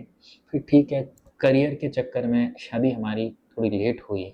मेरा 2017 में हुआ, उसका 2019 में चयन हुआ। और फिर मैं मेरी ट्रेनिंग में चला गया था। ट्रेनिंग के बाद ठीक है 21 में वी हैव गॉट मैरिड, और अभी ऑल ओके है, सब अच्छा है। वाइफ जज है और फिर घर में आपके फाइनल किसकी बात चलती है। फाइनली उसी की चलती है यार। बिकॉज हमारे, मतलब मैं ये सोचता हूँ कि मेरे दादा एक बात कहा करते थे, हाँ आदमी का सच्चा मित्र सिर्फ उसकी पत्नी होती पत्नी है। होती है। ठीक है, तो चाहे कुछ भी हो जाए, अंत में मुझे पता है कि इसकी सलाह के बिना है ना, मैं जीरो हूँ, कुछ जरूर। नहीं हूँ। हाँ ये है, वो हमेशा ये शो करने की कोशिश करती है कि मेरी मान ली गई है, मतलब मेरी मान ली गई है। लेकिन वो मतलब जस्ट, वो बहुत इंटेलिजेंट है, और सही सलाह देने वाला इंसान हो ना, तो वो उन इंसानों में से है जो सही टाइम पे सही सलाह, और टोकना भी, जहाँ लगता है कि लाइन क्रॉस कर रहा कोई व्यक्ति, उसको टोकने वाला चाहिए, बुरा कहने वाला चाहिए कि यार Ritesh, you are doing wrong, ये गलत है यार, ये ऐसा थोड़ी होगा। ठीक है, ओके, कई बार हो सकता है बुरा भी लगे, लेकिन वो हमेशा एक चीज़ कहती है कि देखो रितेश, बुखार की जो गोली होती है ना, टैबलेट, वो खारी होती है। हाँ यार, ये बात भी ठीक है कि बुखार की जो टैबलेट होती है वो खारी होती है, लेकिन बुखार ठीक होता है ना उससे, हाँ होता है ना ठीक। तो वो देख वो, और वो एक चीज़ देखो बहुत अच्छी कहती है मुझे, जो मैंने हमेशा अपनी लाइफ में फॉलो करी। मतलब जस्ट इस चीज़ को अपन कैसे कह सकते हैं कि अ, इस चीज़ को अपन शायराना अंदाज में अगर कहें, जी जो वो मतलब जनरली वो मेरे लिए कहती है कि निकले वो लोग मेरी शख्सियत बिगाड़ने, किरदार जिनके अपने खुद मरम्मत मांग रहे हैं। तो उसने ये चीज़ कह के मुझे हमेशा से मोटिवेटेड रखा है कि ठीक है, जो लोग सवाल उठा रहे हैं उठाने दो। और वो एक चीज़ बहुत अच्छी कहती है यार कि रितेश, जो लोग मतलब कमज़ोर होते हैं ना, वो बदला लेते हैं, हाँ, ठीक है? और जो लोग ताकतवर होते हैं, हाँ, वो क्षमा करते हैं, हाँ, और जो समझदार होते हैं ना, वो इग्नोर करते हैं। सही बात। तो ये मैंने ध्येय वाक्य बना रखा है, to ignore is the best thing. जहाँ आपका दिमाग नहीं चले, जवाब नहीं आ रहा हो कहीं से, इग्नोर दैट, हटाओ उसको। वो कहती है कि उस आदमी के बारे में सोचना ही क्यों जो अपनी जीवन में एग्जिस्ट ही नहीं करता, why you waste your energy on these persons. तो ये चीजें वैसी है। और मैंने और उसने मिल के मतलब जितना फेस किया है पिछले 4 सालों में, चिराग जी, बहुत कोशिशें हुई कि इस व्यक्ति की शादी टूट जाए, इस व्यक्ति की नौकरी छूट जाए, बहुत बहुत चीजें हुई, लेकिन उसने मुझे हमेशा एक ही चीज बोली कि रितेश, मैं तुम्हें छोड़ के कभी नहीं जाऊंगी, मैं तुम्हारी पत्नी हूँ, हमेशा रहूंगी। तो इससे बड़ा मोटिवेशन मेरे लिए कुछ नहीं था। वंस मुझे ये लगा मेरे फादर साहब गए तब सब कुछ खत्म हो गया, लेकिन भगवान ने इतना खूबसूरत साथी भेजा है कि जस्ट वाह। मतलब उसके लिए मेरे पास कोई शब्द वो नहीं है कि मैं शब्दों में उसको पिरो सकूं। ये जुडिशरी और पुलिस वाली बात तो बहुत दूर रह जाती है कि ये तो चलो ठीक है, वो जैसा भी है। हाँ, मैं मानता हूँ कि जुडिशरी, पुलिस उत्तर दक्षिण है सारा, लेकिन मेरे लिए तो ये कभी चीज़ें मतलब आड़े नहीं आई। उसने हमेशा मेरे को सपोर्ट ही किया है, और टचवुड अच्छा है, और ईश्वर से उम्मीद करता हूँ अच्छा बना रहे। घर में ऐसा हुआ कभी कि पुलिस और जज वाली डिबेट हुई हो? हाँ, होती है डिबेट, सब जगह होती है। इवन मेरा ये रहता है कि मैं ऑफिस की चीज़ें ऑफिस में छोड़ के जाता हूँ, लेकिन कई बार हेल्दी डिबेट्स होती है। हेल्दी डिबेट्स मतलब वो अपने व्यू बताती है, मैं अपना व्यू बताता हूँ। तो उससे चिराग जी फायदा ये होता है कि उससे पुलिस को समझने में मदद मिलती है, जी, और सही है, मुझे न्यायपालिका का पॉइंट ऑफ व्यू जानने में मदद मिलती है। सही है। वो ये कहती है कि तुम ऐसे नहीं करके ऐसे कर सकती थी पुलिस यहाँ, तो मैं कहता हूँ कि नहीं, ये ऐसे नहीं हो सकता था क्योंकि पुलिस की ये मजबूरी थी। तो वो एक हेल्दी डिबेट होती है, और उससे अपने को नया दृष्टिकोण मिलता है। हम्म। मतलब ये होता है ना, किसी भी चीज को देखने का तरीका अपना अलग अलग रहता है, तो नया दृष्टिकोण मिलता है। अब मैम यहाँ आपसे दूर है, गंगानगर में, जी तो कभी वीकेंड पे ऐसा मिलना होता है, हाँ। तो ऐसा मैम कहती कि नहीं, मैं कोर्ट की डेट की तरह आपको डेट दूंगी तभी मिलेंगे, ऐसा कुछ? नहीं नहीं, वो मेरे लिए बहुत त्याग समर्पण उसका इतना रहता है। मतलब जस्ट उसको ये पता है कि यार ये पुलिस की नौकरी में है, और वो ये तब से समझती है जब मैं राजस्थान पुलिस अकादमी में अंडर ट्रेनिंग था। अंडर ट्रेनिंग जो आदमी रहता है, सुबह 4 बजे उठता है, शाम को 8 बजे सोता है, उसे सांस लेने की फुर्सत नहीं होती, वो तब से मुझे समझती है। तो उसकी कभी कोई शिकायत नहीं रही कि तुम आ पाए नहीं आ पाए, वो खुद ही आ जाती है। और मतलब कोशिश हमेशा वो करती है कि जब भी 2 दिन की छुट्टी मिले वो आ ही जाती है। हर आदमी का एक क्वेश्चन होता है कि क्या बीवी से डर लगता है? हाँ बिल्कुल। बिल्कुल, मैं तो ये कहूँगा डरना चाहिए हर व्यक्ति को बीवी से। बिल्कुल डरना चाहिए, पॉजिटिव सेंस में डरना चाहिए। मतलब मैं ये मानता हूँ बॉस कि अ, जितना भला आपकी पत्नी आपका चाहती है ना, इससे माँ बड़ा बाप के अलावा उतना कोई भला आपका कोई नहीं चाह सकता। तो वो उसका बीवी का डर तो हर व्यक्ति में होना चाहिए। ये तो यहाँ अपन बात छोड़ते हैं, ये जुडिशरी पुलिस की बात छोड़ते हैं। हर व्यक्ति की बीवी उसके लिए मतलब भगवान होनी चाहिए। क्यों, मैं आपको बताता हूँ। मेरा 16-18 महीने का बच्चा है। मुझे नहीं पता कि शिवी को कब भूख लगेगी, कब वो प्यासा होगा, कब मेरी मदर को समस्या होगी, कब मेरा भाई समस्या में है, लेकिन मेरी बीवी सब जानती है। और वो उन सबको अच्छे से कोऑर्डिनेट करके, बात करके, वापस जो समाधान है वो करके। और एक घर में जो बीवी बैठी है, आप घर के चैलेंजेस नहीं जान सकते कि कितने चैलेंजेस इन हाउस उनको रहते हैं। भारत में तो जीडीपी में उनका योगदान माना ही नहीं जाता, जबकि सबसे बड़ा योगदान तो एक पत्नी का होता है पत्नी यार। का होता है। क्योंकि घर में कितनी चीजें वो मैनेज करके चलती है, ये उन्हीं को पता है। हम तो केवल एक सिर्फ ठीक है, घर गए, खाना बना कि नहीं बना, मतलब सही नहीं बना तो ये कह दिया वो कह दिया। उनको पूछो उनकी दिनचर्या कैसी रहती है, दिन में कितने चैलेंजेस वो फेस करती है, उसके बाद भी वो खुश रहती है। सही है। आप जाएंगे तो चेहरे पे उनके मुस्कान रहेगी कि अच्छा है। तो बस बीवी से तो मैं तो कहूँ हर व्यक्ति को डरना चाहिए। और पॉजिटिव सेंस में डरना चाहिए। कभी ऐसा हुआ आप पे ऐसे कॉल आया हो कि मेरा भाई है छोड़ दो?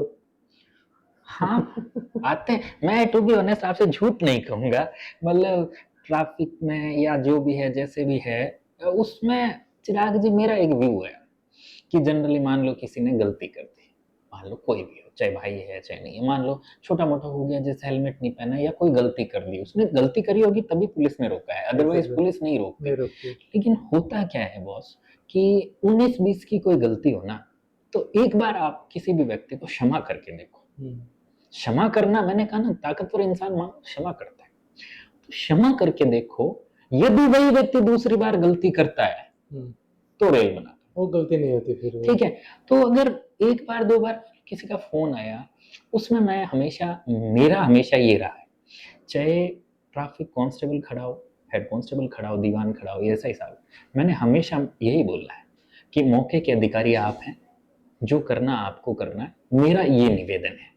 तो मैंने निवेदन स्वरूप ही चीजें बोली, और मुझे नहीं लगता कि निवेदन करने से भारत में जो आर्य समाज की सभ्यता है उसमें कोई व्यक्ति पिघल नहीं सकता। जरूर पिघल होता है।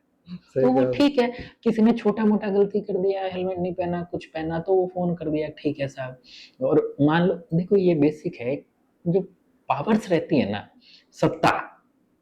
सत्ता हमेशा कांटों के ताज के साथ आती है। तो सत्ता के सुख का उपयोग अपन खुद नहीं कर सकते, परिवार वाले करते हैं, लेकिन परिवार वाले थोड़ा सीमा में रहे कि भाई ठीक है, छोटा मोटा गलती तो चलो चल जाता है, ठीक है, हेलमेट वेलमेट जो भी मैंने बताया, सीट बेल्ट चलो उसको आप ये कहो कि ठीक है भाई, इस बार नहीं लगा रखा था, अगली बार लगा के रखा, that is the best remedy. और बाकी आप भी जानते हैं, मैं भी जानता हूँ कि अगर कोई 302 का मुलजिम है तो उसको ना तो आप बचा सकते, ना मैं बचा सकता। और छोटी मोटी देखो, और चोरी के लिए फांसी नहीं हो सकती, इसको प्रैक्टिकली अपने को फॉलो करना। और अगर अपन प्रैक्टिकली इस चीज को फॉलो करेंगे तो चल जाता है। कभी ठीक है, कोई बड़ा क्राइम है तो उसमें तो आप भी क्या कहोगे, मैं भी क्या कहूंगा, ना आप बचाने का कहोगे, ना मैं बचा सकता, ना मेरी क्षमता में। सर आपके बायो में मैंने देखे थे, जैसे कि विराट कोहली की फोटो देखी थी, तो कहीं ना कहीं आप क्रिकेट से इंस्पायर लगते हैं, तो आप कौन सी जोड़ से ज्यादा प्रभावित लगते हैं? क्रिकेट भारत में आपको पता है, क्रिकेट एक धर्म है, रिलीजन मानते हैं हम लोग, क्रिकेट को पूजते हैं जी। और जो क्रिकेटर्स ने किया है या जो क्रिकेटर्स कर रहे हैं इंडिया के लिए, मैं मानता हूँ, मैं हर उस चीज से इंस्पायर्ड हूँ। जैसे आप देखो 2003 वर्ल्ड कप हम हारे, पूरा देश रोया। 2007 हम जीते, तो वो उन इंसानों के लिए भी खुशी का कारण बन गया जिनकी हो सकता है बेसिक सुविधा भी जिनको यहाँ भारत में पूरी नहीं मिल रही, लेकिन वो खुश है। खुशी तो सबसे बड़ा पैरामीटर है। फिर 11 वर्ल्ड कप हम लोग जीते, फिर अभी T20 जीते, तो पूरा देश खुश होता है। तो मैं क्रिकेट से, जैसे सच थिंग्स, जैसे सचिन तेंदुलकर साहब, अब आप सोचिए उस प्रतिभा के बारे में, 10th फेल, ठीक है, तो क्या उनका स्टेट ऑफ माइंड रहा होगा तब कि यार मैं कर सकता हूँ, नहीं, 10th फेल व्यक्ति। अभी आप देखिए Maharashtra board chapter 1 it's about Tendulkar, तो क्या उन्होंने किया होगा, किस लेवल की चीज करी होगी। अभी उनके जीवन का सबसे बड़ा एग्जाम्पल जिससे मैं इंस्पायर हूँ, क्रिकेट का भी वही रीजन कि जैसे डिटर्मिनेशन कैसे आती है व्यक्ति की, वो मैंने उनसे सीखा। ब्रैड हॉग को सब जानते हैं, एग्जाम्पल भी सब जानते हैं, चाइना मैन बॉलर आउट किया, आउट हुए, बॉल पे उनके साइन वगैरह लिए, ऑटोग्राफ, तेंदुलकर ने लिखा उस पे, it will never happen again. आज तो कर लिया तुमने आउट, दोबारा कभी नहीं कर पाओगे। उसके बाद वो लोग 26 बार आमने सामने हुए, ब्रैड हॉग वापस आउट नहीं कर पाए। ये होता है डिटर्मिनेशन। मतलब उनका डिटर्मिनेशन मुझे बहुत प्रभावित करता है, और ये पूरे देश को प्रभावित करता है, मुझे नहीं। यदि तेंदुलकर एक ट्वीट करते हैं तो पूरा देश देखता है। दिस इज लाइक वॉर, मतलब ये जंग है। क्रिकेट में हमें जीतना ही होता है। हाँ ठीक है भैया, हम इमोशन से भरे हैं तो हारने पे दुखी भी होते हैं, वो सब चीजें होती है, लेकिन क्रिकेट बहुत इंस्पायर कर सकता है आपको। अब इंस्पिरेशन लेने वाला चाहिए, कहाँ से इंस्पिरेशन ले रहा है। और मुझे वैसे निजी तौर पे वीरेंद्र सहवाग बहुत पसंद है, आक्रामक है, मेरी भी शैली हमेशा से वही रही है। तो सबकी अपनी अपनी निजी पसंद है। नजफगढ़ कितना बड़ा कस्बा, छोटा सा कस्बा है, वहां से निकल के एक ऐसा व्यक्ति निकला जिसने टेस्ट क्रिकेट की शैली बदल दी।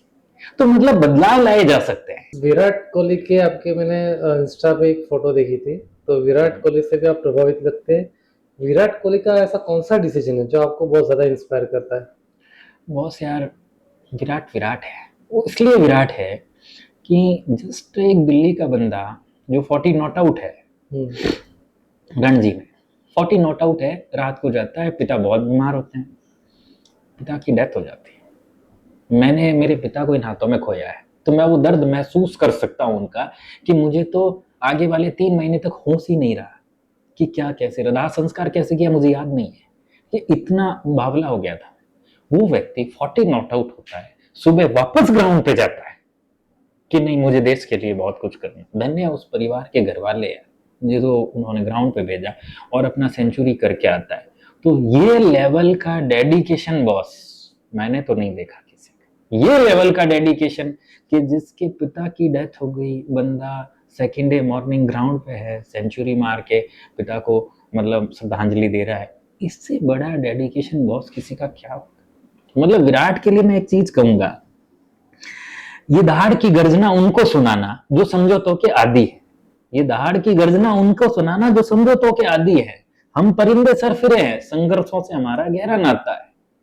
तो ये गोरे उसको क्या क्रिकेट सिखाएंगे, ऑस्ट्रेलियन साउथ अफ्रीका उनको क्या क्रिकेट सिखाएगा, जिस व्यक्ति ने अपने पिता को इन हाथों में खोया और दूसरे दिन जाके सेंचुरी बना दी। तुम क्या बराबरी करोगे उस विराट की यार, कभी नहीं कर सकते। सही कहा। तो इसलिए मैं विराट से मतलब फिटनेस फ्रीक मैं भी हूँ, हर खाकी वाले को होना चाहिए, फिटनेस फ्रीक विराट भी है।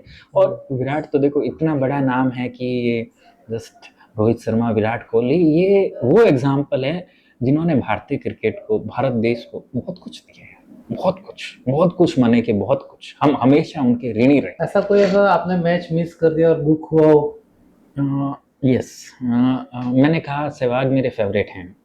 सहवाग ने जब 219 बनाया था वेस्ट इंडीज अगेंस्ट, उस दिन मैं क्लास में था, तो वो होल इनिंग मैंने मिस कर दिया। और मतलब मेरे फादर को तब तक बिलीव नहीं हुआ, मतलब मेरे फादर आज तक भी ये चीज नहीं माने जब तक वो गए कि तूने वो इनिंग मिस की। मेरे पिता आज भी मानते हैं कि तू झूठ बोल रहा है, तू क्लास में था, तू उस दिन मैच देख रहा था।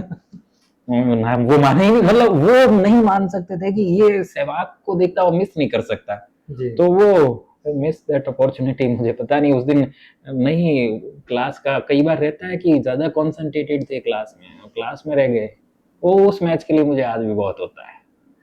अगर कभी आपको विराट कोहली से मिलने का मौका मिले और आपको 1 ही मिनट का समय दिया जाए जी, और उस 1 मिनट में आपको कोई एक क्वेश्चन पूछने के लिए दिया जाए, तो आप क्या पूछोगे उनसे?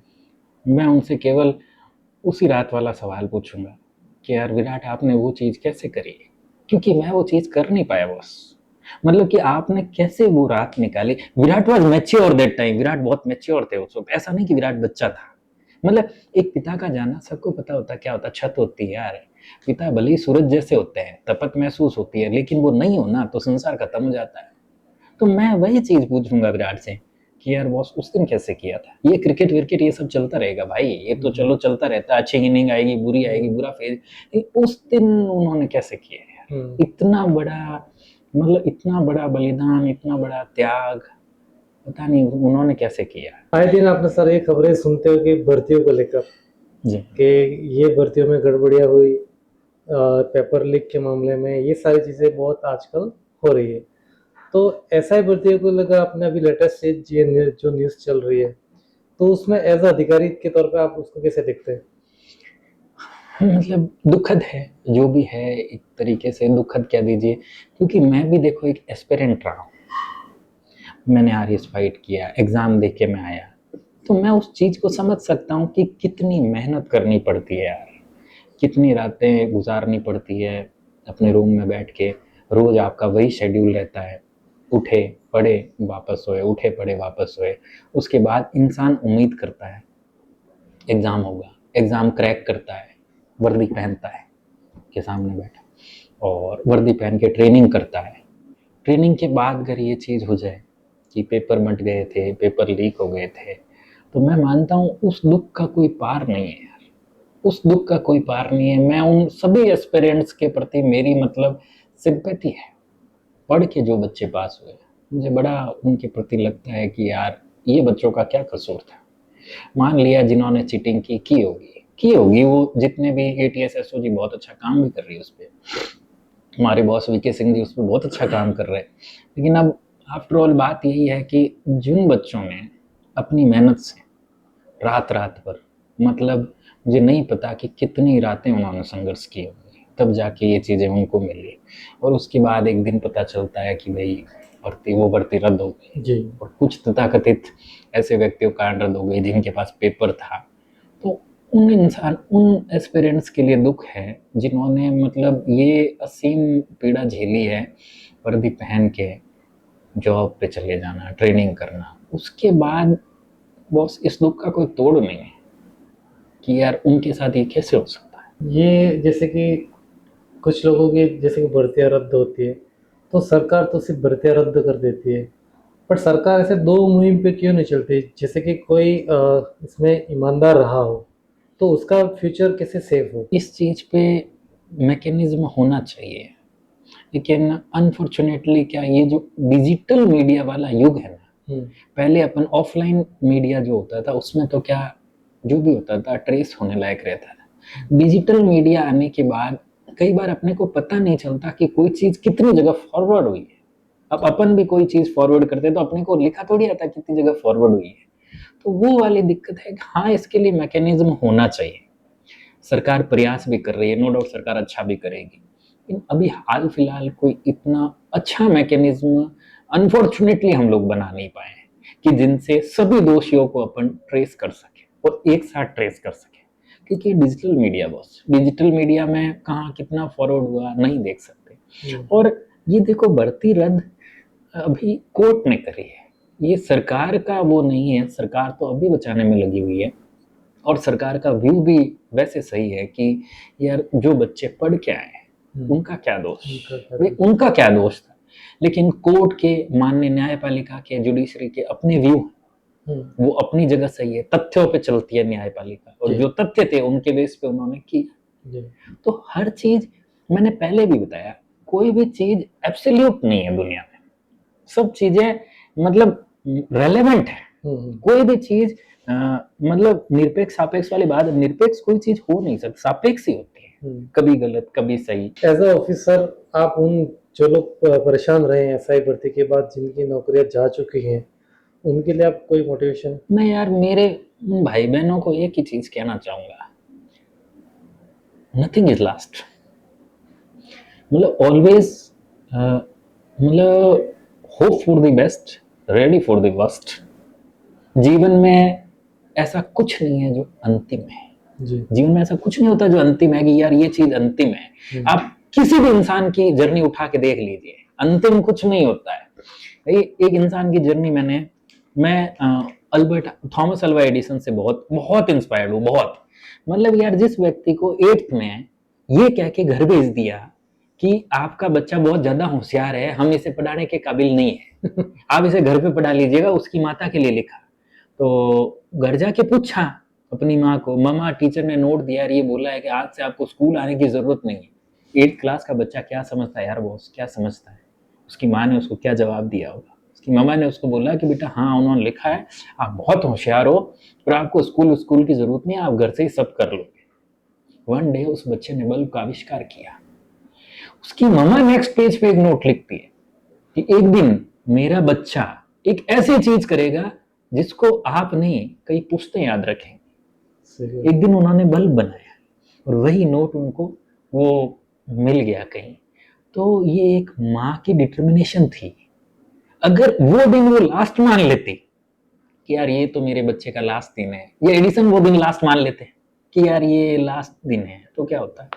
नहीं, कुछ नहीं होता। लेकिन वो आगे बढ़ी, उसने सब कुछ खुद किया। तो मैं इन सब एस्पिरेंट्स को एक ही बात बताऊंगा कि यार वर्क हार्ड। भी मतलब बहुत चीजें कहना और करना बड़ा आसान है, लेकिन ये घाव मैंने भी झेले हैं। अकाउंटेंट का एग्जाम रद्द हुआ, आरएस प्री मेरा 2013 वाला रद्द हुआ, 6 महीने 8 महीने पता ही नहीं चला क्या करना है। तो मैं उस दर्द और उस पीड़ा से गुजरा हूँ, लेकिन मैंने उन चीजों को ओवरकम किया। फिर करें कोई नहीं, कितनी बार असफल होंगे। यही एडिसन जिनकी बात कर रहे थे, 9,999 बार फेल हुए वो, बल्ब बनाने के लिए। ओह, 10,000वीं बार जब उन्होंने बल्ब बनाया ना, तो उनसे इसी मीडिया और वो पूछा जा रहा था कि यार आप बल्ब बनाने में कामयाब कैसे हुए, तो उन्होंने बोली कि बॉस मुझे है ना 9,999 तरीके ऐसे पता थे जिनसे बल्ब नहीं बनता, तो इसलिए मैं 10,000वीं बार सफल हुआ। तो ये ऐसी लॉट ऑफ स्टोरीज है अपने पास जिनको देख के अपन प्रेरणा ले सकते हैं, लेकिन आफ्टर ऑल करना खुद को ही है बॉस। अभी भर्ती का क्या होगा नहीं होगा वो तो गवर्नमेंट देखेगी, कोर्ट देखेंगे, लेकिन डिटरमाइंड खुद को रहना है, सेल्फ मोटिवेटेड खुद को रहना है, और ये सेल्फ मोटिवेशन ही इन सबको आगे ले जाएगा। प्रॉब्लम्स हर जगह आएंगी, प्रॉब्लम्स कहाँ नहीं आएंगी, हर जगह आएंगी प्रॉब्लम्स। लेकिन वही फिर वो सिस्टम भी है कि भारत में जैसे अपन फॉलो करते हैं 100 गुनहगार छूट जाए कोई दिक्कत नहीं, एक निर्दोष को सजा नहीं होनी चाहिए, उस सिस्टम पे चलने वाले लोग हैं। तो बहुत सी चीजें बैलेंस करके देखनी पड़ेंगी। तो मैं उन सबको यही कहूंगा कि यार पढ़िए, मेहनत कीजिए, वापस मेहनत कीजिए, फिर होगा आपका। अगर इतने में जिसमें कि मान लो पेपर ATS SOG ने जो काम किया, सराहनीय काम किया, उनके अकॉर्डिंग पेपर बाहर आ गया था 35 दिन पहले जो भी था, अगर उसमें ये बच्चे सिलेक्ट हो सकते हैं तो दोबारा भी हो जाएंगे यार, कोई बड़ी बात नहीं है। जिसमें पेपर बाहर आ गया उसमें उन्होंने रैंक बना ली तो दोबारा क्यों नहीं बना लेंगे, 100% बना लेंगे, मुझे पूरा भरोसा है कि बना लेंगे। यही कहा जा सकता है अभी हाल फिलहाल। सर अब नेक्स्ट हमारा एक पार्ट में चलते हैं जिससे आपको एक ही टॉपिक पे आपको शॉर्ट में आंसर देना है। तो मेरा पहला सवाल आपसे, अगर आप पुलिस ऑफिसर नहीं होते तो क्या होते? मैं बैडमिंटन प्लेयर होता। फ्री टाइम में क्या करना पसंद करोगे? मैं 100% बैडमिंटन प्लेयर होता। इसको लेके एक स्टोरी है, मेंशन कीजिए इसको। हाँ जरूर जरूर। कोई बच्चा भारत में अपने सपनों का त्याग कैसे करता है? मैंने राजस्थान को अंडर-19 रिप्रेजेंट किया। मेरे बड़े भाई साहब RS हो गए, तो पिताजी का था कि यही करना है, तो स्पोर्ट्स कॉम्प्लेक्स पटियाला में 2 साल ट्रेनिंग ली, उसके बाद मैंने छोड़ा। ठीक है, बहुत मुश्किल था पचाना, लेकिन मैंने छोड़ा क्योंकि वी आर इंडियंस। हम भारतीय बच्चे जो है ना, भारतीय सपूत जो हैं, अपने परिवार के सपनों के लिए जीते हैं। यही दुनिया को हमसे सीखना चाहिए। किसी को RPS क्रैक करना हो तो उसका कोई रोड मैप आप बताओ। RS का एग्ज़ाम होता है और प्रीलिम्स, मेंस और इंटरव्यू 3 स्टेजेस का होता है। अब प्रीलिम्स के लिए, मेंस के लिए अच्छे से मेहनत करनी होती है। अगर किसी को कोई गाइडेंस चाहिए पर्टिकुलर, मैं गाइड भी कर दूंगा, क्योंकि मैं कोई बहुत पुराना नहीं हुआ, 16 अटेम्प्ट से ही हूँ। एक प्रॉपर मेहनत की ज़रूरत होती है, मतलब वही जो work done force into displacement वाली बात है, सही तरीके में, सही दिशा में अगर मेहनत की जाए तो हो जाएगा। तो कितने अटेम्प्ट होते हैं इसमें लास्ट? इसमें अटेम्प्ट्स की कोई गिनती नहीं है। UPSC जैसे वो अटेम्प्ट्स की इसमें नहीं है, अटेम्प्ट्स आप कितने भी दे सकते हो, बस खुद धैर्य कितना रखते हो उस पे। DYSP रितेश जी की अगर लाइफ फिलोसॉफी एक लाइन में कहें तो क्या हो सकती है? कैसे कह दूं कि मैं हार गया, कैसे कह दूं कि मैं हार गया, पता नहीं कितने लोगों का हौसला हूं मैं। आपकी स्टोरी तो अब हर लोग सुनेंगे, तो आपकी स्टोरी से लोगों को क्या सीखना चाहिए? मैं तो यूथ को, युवाओं, मैं हमेशा यही कहता हूँ यार, बहुत बेसिक सी बात है, बहुत इजी सी, और कोई भी समझ जाएगा कि सगन गहन मन मोह कवंतरु मुझको आज बुलाते हैं, कितने किए जो वादे मैंने याद मुझे आ जाते हैं, अभी कहाँ आराम बढ़ा, अभी कहाँ आराम बढ़ा, ये मूक निमंत्रण चलना है, ये मूक निमंत्रण चलना है, अरे अभी तो मिलो हमको, मिलो हमको, मिलो हमको चलना है। पुलिस ही पुलिस की दुश्मन है, इसके बारे में क्या कहोगे आप? हाँ, इस बात पे मैं आपको ये नहीं कह सकता कि मैं पूर्णतः सहमत नहीं हूँ या मैं पूर्णतः सहमत हूँ, दोनों ही चीजें मैं, मतलब बात ये है, आप इस बात को बड़ा गौर से सुनना, सबके लिए है। लगा के आग शहर को बादशाह कुछ यूं बोला, लगा के आग शहर को बादशाह कुछ यूं बोला कि आज फिर तमाशे का शौक उठा है। लगा के आग शहर को बादशाह कुछ यूं बोला, आज फिर तमाशे का शौक उठा है। सरपरस्त सर झुका के बोले, सरपरस्त सर झुका के बोले, जनाब के शौक जिंदा रहने चाहिए, शहर और बस जाएंगे। तो यहाँ वो हालात है मेरे भाई। तो ये जो समझ जाएगा, 2 लाइनों में ही समझ जाएगा, 4 लाइनों में ही समझ जाएगा कि बहुत सी चीजें हैं जहाँ मतलब खुशामद करने से चीजें, मेरे हिसाब से ये नहीं होना चाहिए। तो योग्यता जिसकी है उस व्यक्ति का ठीक रहना चाहिए। आप खुशामद करके किसी की चिल्लम भर के आगे बढ़ना चाह रहे हो और ऊपर वाले भी उसमें सहमत है, ठीक है भाई, बढ़ने दो फिर। तो ये वो वाली स्थितियां हैं। इसीलिए हो सकता है कि पुलिस पुलिस की दुश्मन बन के बैठे, जी और हो सकता है नहीं भी बैठे हो।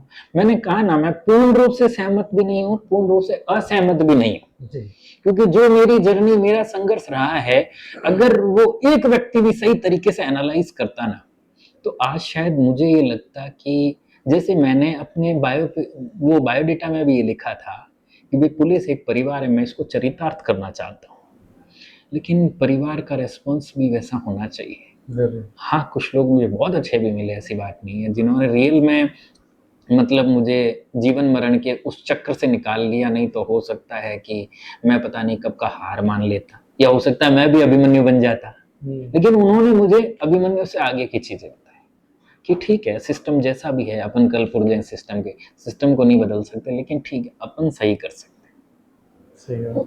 तो ये है कि हाँ, ये कथन मैं नहीं कहूँगा कंप्लीटली गलत है या कंप्लीटली सही है, लेकिन कई जगह सही है। और सरपरस्त जो भी बोलते हैं, हुक्मराना शायद मान लेते। हाँ सर, एक और क्वेश्चन है आपसे। जैसे कि हमारी समस्या हम थाने चौकी में वहाँ देंगे, लेकिन पुलिस अपनी समस्या किसको दे? अब ये वो सवाल है जो सही रूप से मेरे अंतर्मन को झकझोर देता है कि यार, सबकी समस्याएं पुलिस सुनती है, सबकी। पूरे दिन हो सकता है हम झूठ सुने, हम सच सुने, लेकिन यार हमारा भी परिवार है, बीवी है, बच्चे हैं, हमारी भी समस्या होती होगी, हम बीमार भी होते होंगे, हम किसको बताएं? तो ये इस चीज के लिए मैकेनिज्म मुझे तो नहीं लगता है कि इंडियन पुलिस में अब तक डेवलप हुआ है, क्योंकि यहाँ सुनने का कल्चर कम है। ये चीज अपन ऐसे कर सकते हैं कि हाँ, मैंने कोई चीज फेस करी है ना, तो मैं उसका समाधान करूं, मैं किसी चीज को सुनने की क्षमता रखूं, लेकिन मैं एक लेवल तक सुनूंगा, फिर मुझे लगेगा यार, मुझे मेरी समस्या भी तो सुनने वाला कोई होना चाहिए। जी और मैं इस मामले में एक बात कहूंगा आपको चिराग जी, वी आर सो ब्लेस्ड कि हम डेमोक्रेसी में आपको ऑनेस्टली बताता हूँ, हर बाप का एक बाप। और ये इस चीज को ऐसे भी कह सकते हैं, एवरी बुली हैज अ बुली। मतलब कि यहाँ हर एक ही व्यक्ति को परम सत्ता नहीं दी गई। तो किसी भी व्यक्ति को समस्या होगी, जैसे अगर आज भारत में न्यायपालिका और पॉलिटिशियंस नहीं हो, अच्छे लेवल के पॉलिटिशियंस, तो हो सकता है पुलिस की तो कहीं सुनी ही नहीं जाए फिर। तो डेमोक्रेसी में बैलेंस है, तो कोई ना कहीं जाके कोई ना कोई सुनता है। आपकी इस जर्नी में सबसे ज्यादा सपोर्ट किन किन लोगों का रहा? क्योंकि यहाँ तो लिस्ट सर लंबी हो सकती है, क्योंकि किसी एक का नाम लेना भी उचित नहीं है। बस मैं एक चीज को फॉलो करता हूँ, जो मेरे संघर्ष में मेरे साथ रहा है ना, मेरी सफलता में भी वही मेरे साथ रहेगा। अब जैसे शुरू से माता पिता तो रहते ही हैं। मेरे पिता का तो खैर इतना बड़ा रहा है कि मैं उनको शायद इस जीवन में 7 जन्मों तक भी मैं उनका बेटा बनना चाहूँगा। इसके अलावा मेरी जर्नी में मेरी मदर टीचर है, फादर भी मेरे टीचर थे। इसके अलावा गुरु ग्रंथ, उनको मतलब देखो कि सफलता के बाद जब मैं घर लौटा, तो वहां मेरे कदमों के निशान न थे, वहां थे कुछ हथेलियों के निशान। जी तब जाके मुझे समझ आया कि ये मेरे माता पिता और गुरु वृंद के वे कर कमल हैं, जिनके सहारे मैं यहाँ पहुंचा हूँ। तो गुरुजन मेरे कवि श्रवणानंद सुन्नी सर रहे, उनका मतलब उन्होंने जितना मुझे मेरे ये मोटिवेट किया मेरे बुरे समय में, जब मैं संघर्षरत था पढ़ाई के लिए, वो एक बात कहते थे, वो एक बहुत अच्छी बात कहते थे कि जो सफलता होती है ना, एक्चुअली उस सफलता के बाद में ही काफिला दोस्त और दुश्मन अक्सर सफलता के बाद बनते हैं। जी भाई संघर्ष तो आदमी को अकेले ही करना पड़ता है, लेकिन काफिला दोस्त और दुश्मन अक्सर सफलता के बाद ही बनते हैं। वो मुझे बहुत मोटिवेट करते थे। और उसके बाद और भी काफ़ी इंसान मेरे जीवन में ऐसे रहे हैं जिनका की पिवोटल रोल मान लीजिए मेरे दादाजी की मोटिवेशन हो रही। गुरु ग्रंथ में मैंने कवि श्रवणानंद सोनिया सर का कहा कि उनका मोटिवेशन रहा। कुछ मेरे सीनियर्स रहे जिनका अच्छा मोटिवेशन रहा। जी मेरी पत्नी का मैंने आपको बताया। और लेटर ऑन जॉब में आने के बाद मेरे जिया जी हैं, मुकेश जिया जी, उनका अच्छा रहा। नंदू जी मतलब वो मेरे जीवन, मेरी बहन नहीं है तो ये साली जी हैं जिनकी मैं बात कर रहा हूँ, नंदू जी, प्रियंका जी, मतलब उनका बहुत बहुत बड़ा रोल रहा मेरे जीवन में। मतलब आदमी क्या होता है, समझदार होने के बाद कई बार भटक जाता है, तब दिक्कत होती है, लेकिन बड़ी बहन उसको राह दिखाती है। तो वो जस्ट मेरे लिए बड़ी बहन जैसा रोल रहा उनका, अब भी है, होपफुली हमेशा रहेगा। और भी मैं तो कहूँ जिनका भी छोटा मोटा जो भी रोल रहा, जिनका भी, और इवन जैसे आपको लगा कि यार रितेश कुछ चीजें बताएगा तो हो सकता है समाज की दिशा सही जाए, तो जी आपका जी भी रोल है, आपका भी रोल रहा कि चलो आपने किसी व्यक्ति को कोशिश करी पूछने की कि भाई तू दुखी क्यों है। जी मैं हर उस व्यक्ति को महान मानता हूँ जिसने मुझसे कम से कम ये आके पूछा कि यार भाई क्या समस्या है, यहाँ कंधे पे हाथ रख के मैं तेरे साथ में यार, ये बहुत होता है। खुद का संघर्ष तो खुद को ही करना है भाई, संघर्ष तो खुद को करना ही है भाई। अकेले तय करना पड़ता है सफर कामयाबी का इस जहां में, जी काफिला दोस्त और दुश्मन अक्सर कामयाबी के बाद ही बनते हैं। सही कहा आपने। ये सुनने सर का सिखाया हुआ यार, ये परफेक्ट है, ये परफेक्ट है वाली बात है। लेकिन जो लोग, मतलब मेरा एक मानना है, जिन्होंने तुम्हें अंधेरे में अकेले छोड़ दिया, जिन्होंने तुम्हें अंधेरे में अकेले छोड़ दिया, उजालों में तुम भी उनको पहचानने से इनकार कर देना। तो ये बहुत बहुत बेसिक सी बात है कि कोई व्यक्ति मेरी सफलता के बाद आके मुझसे कहे कि यार हाँ अब मैं तेरा दोस्त हूँ, ये है वो है, भाई अब रोशनी गुल करने चले हो गुलिस्ता हमारा, तब कहाँ थे जब रास्ते वीरान पड़े थे, तब कहाँ थे जब रास्ते वीरान पड़े थे, ये तो हो गया, सारा हो गया, अब आ रहे हो, तब कहाँ थे। वो बहुत सी बात है, जिनका भी साथ रहा मैं उनका शुक्रिया करता हूँ, जो भी मेरे साथ रहे, जो भी मेरे संघर्ष में आज साथ है, उन सबका शुक्रिया है। जो मिला वो ठीक नहीं, जो और जिस जो मिला उससे कैसा गिला यार, कोई गिला नहीं। आजकल बच्चे गेम बहुत खेल रहे हैं और कुछ पैसों से खेल रहे हैं जहाँ पे बहुत लेवल पे लॉस हो रहा है। अगर गवर्नमेंट कहीं ना कहीं ड्रीम इलेवन जैसे एप्लीकेशन प्ले ऑफिशियली स्टोर पे बंद कर रही है, तो क्या गवर्नमेंट इन चीज़ों पे एक्शन नहीं ले रही? जैसे कि मैं अपनी टीम से मुझे एक इन्फॉर्मेशन मिली कि गांव में बच्चे एक लिमिट अमाउंट यानी कितना खर्च कर सकते हैं, 1 लाख या 2 लाख। लेकिन मैंने ऐसे भी केस सुने जहाँ पे 50 लाख, 1 करोड़, 2 करोड़, ये गाँव की स्थिति है जो अपने माँ बाप के अकाउंट का उपयोग करके, मैं गेम का नाम भी लूंगा आपके सामने, एविएटर करके है, जिसमें ग्राफ की तरह वो हवाई जहाज ऊपर की तरफ जाता है।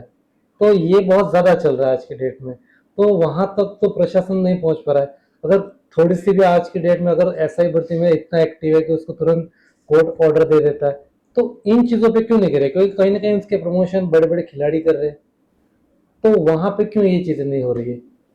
यार उस बात सही है, आपका मुद्दा सही है, मैं एग्री भी करता हूँ उस बात से कि यार इस दिशा में हमने कोई बहुत ज़्यादा बड़े ठोस कदम नहीं उठाए। देश बड़ा है, ठोस कदम उठाने पड़ेंगे। और गांव की जो भोली भाली जनता है ना, वो ठग ली जा रही है। जी ये बात सही है, इस बात में कहीं भी, लेकिन ये बात सही नहीं है चिराग जी कि इस मामले में कुछ भी नहीं किया जा रहा है। हाँ काफ़ी चीज़ें की जा रही है, थोड़ा सा समय लगेगा। जैसे अब ड्रीम इलेवन पे बैन हुआ ना, हम हाँ सब जानते हैं, धीरे धीरे चीज़ें सुधर रही है। जब सरकार को महसूस होने लगा कि यार इससे यंग जनरेशन बर्बाद हो रही है, ये तो नशे से भी खराब हो रहा है, जी तब सरकार उस ओर ध्यान दे रही है। लेकिन अभी हाँ उतने अप्रोप्रिएट कदम नहीं उठे जितने होने चाहिए, उतने नहीं उठे। लेकिन बॉस यार एक बात बताऊंगा, journey of 1000 miles starts with a single step, और हमने वो पहला कदम उठा लिया है। जी अब हमने जब वो पहला कदम उठा लिया है तो अब गेम हम ही खत्म करेंगे। जरूर ये जो जरूर। हवाई जहाज उड़ रहे हैं ना, ये बहुत जल्दी उड़ने इनके बंद हो जाएंगे। ये मैं आपको विश्वास दिलाता हूँ, हम काम कर रहे हैं। बस देखो, बस पाँव घायल है फिर भी चलना है, पाँव घायल है फिर भी चलना है, हार को जीत में बदलना है। पाँव घायल है फिर भी चलना है, हार को जीत में बदलना है। रात में जुगनू टिमटिमाते हैं, रात में तो जुगनू टिमटिमाते हैं, हम तो सूरज है दिन में जलना है। तो सही। समस्याओं का समाधान होगा, आप और मैं मिल के करें। कहीं आप समाधान करोगे, कहीं मैं करूंगा, लेकिन करेंगे यार, वो 100% करेंगे निश्चित। सर आपकी तरफ से कोई ऐसी रचना जो पुलिस की तरफ से हो, युवाओं के लिए हो, तो आप आपके दो शब्द। बिल्कुल बिल्कुल, मैं आपको चिराग जी बताना चाहूँगा इसमें कि मैं ये नहीं कहूँगा कि मैंने लिखा है, मेरे एक बॉस है उन्होंने लिखा है, लेकिन मैं प्रभावित बहुत हूँ उससे, और उन्होंने मुझे परमिशन दी है कि ये खाकी के लिए है रितेश, तो ये सब के लिए है। जी। तो वो बताना चाहूँगा, खाकी के लिए डेडिकेटेड डिवोटेड चीज़ है, और इस पे मैं चाहता हूँ कि ये हर हिंदुस्तानी तक पहुँचे, हर हिंदुस्तानी नहीं, विश्व के हर व्यक्ति तक पहुँचे। भारतीय पुलिस खटकता ही रहा हूँ सदा तेरी आंखों में, दागदार ही रहा हूँ सदा तेरे इशारों में, दिखता ही रहा है नुक्स सदा मेरे ईमान में, दिखता ही रहा है सदा नुक्स मेरे ईमान में, फिर भी डटा रहा हूँ तेरा प्रहरी बनकर तेरे मान में, फिर भी डटा रहा हूँ तेरा प्रहरी बनकर तेरे मान में। क्या देखा तुमने मुझे तपती धूप में तेरे शहर के हर चौराहे पर, कभी सोचा कि वर्दी से परे मैं भी इंसान हूं, कभी सोचा कि वर्दी से परे मैं भी इंसान हूं। तेरी ईद में, तेरी होली में, तेरी दिवाली में मैं खड़ा रहा सड़कों पर तेरी ख्याली में, कितनी भी जलालत सही रोज तेरा इल्जाम सहा, कितनी भी जलालत सही रोज तेरा इल्जाम सहा, फिर भी कभी ठिठुरती ठंड में, कभी तपती धूप में, कभी अंधेरी रातों में, कभी आधी नींद में, कभी अंधेरी रातों में, कभी आधी नींद में, कभी सुनसान अकेले, कभी उन्मादी भीड़ के सामने निहत्थे अकेले, मैं डटा रहा तुझे बचाने में, तेरे शहर को बचाने में, पर कुछ दिनों से अजीब सी बेचैनी छाई है मेरे दिल में, लिख लिख कर अपना दर्द बयां कर रहा हूं कागज के पन्नों पर, लिख कर अपना दर्द बयां कर रहा हूं कागज के पन्नों पर, उन्हें मिटाने की जलाने की जदोजहद में परेशान ही रहा हूं, पर अब कैसे रहूं खामोश जो उठा है उन्माद मेरे मन में, पर अब कैसे रहूं खामोश जो उठा है उन्माद मेरे मन में। ये शहर तेरा भी है, ये शहर मेरा भी है, ये शहर तेरा भी है, ये शहर मेरा भी है, रहा तू तो निशब्द अपने अहाते में, रहा तू तो निशब्द अपने अहाते में, तो सोचा मैं ही कुछ कहूं, तो सोचा मैं ही कुछ कहूं, जानता हूं थोड़ा बिटर है, थोड़ा सा एक्सट्रीम है, लेकिन सुनना इसमें, जानता हूं ये शहर अंधों का है, गूंगों का है, बहरों का है, सरेराह ताली बजाने वाले तमाशबीनों का है, मुमकिन है, मुमकिन है कल कोई खाकी वाला ना खड़ा हो तेरे शहर में, मुमकिन है कल कोई खाकी वाला ना खड़ा हो तेरे शहर में, तेरा शहर खतरे में है, खाकी का इकबाल खतरे में है, अंतिम दो लाइनें हैं झकझोर देगी सबको, तेरा शहर खतरे में है, खाकी का इकबाल खतरे में है, तेरा स्कूल जाता नन्ना बच्चा, तेरा स्कूल जाता नन्ना बच्चा लौटती लाडली खतरे में है, क्योंकि तेरे शहर का सिपाही खतरे में है। तो डियर फ्रेंड्स, भाई बहनों, मेरा हमेशा यही रहेगा, खाकी की रेस्पेक्ट कीजिए, हमेशा खाकी को रेस्पेक्ट दीजिए, खाकी आपको रेस्पेक्ट देगी। जय हिंद, जय भारत। दोस्तों आप इसको एक शायरी के मात्र के नज़रिए से ना देखें, ये जज्बात है पुलिस प्रशासन के, क्योंकि आपने एक पक्ष से देखा है, आप कभी उनके पक्ष से भी देखिए कि वास्तविकता क्या है, क्योंकि हम रील्स के माध्यम से ही देखते हैं कि पुलिस या तो कमीशन ले रही है या ये ले रही है। आपका नज़रिया बदलिए, क्योंकि आपने 6 और 9 में अंतर नहीं देखा, दोनों पक्ष सही हो सकते हैं, कभी देखिए उनको। Thank you.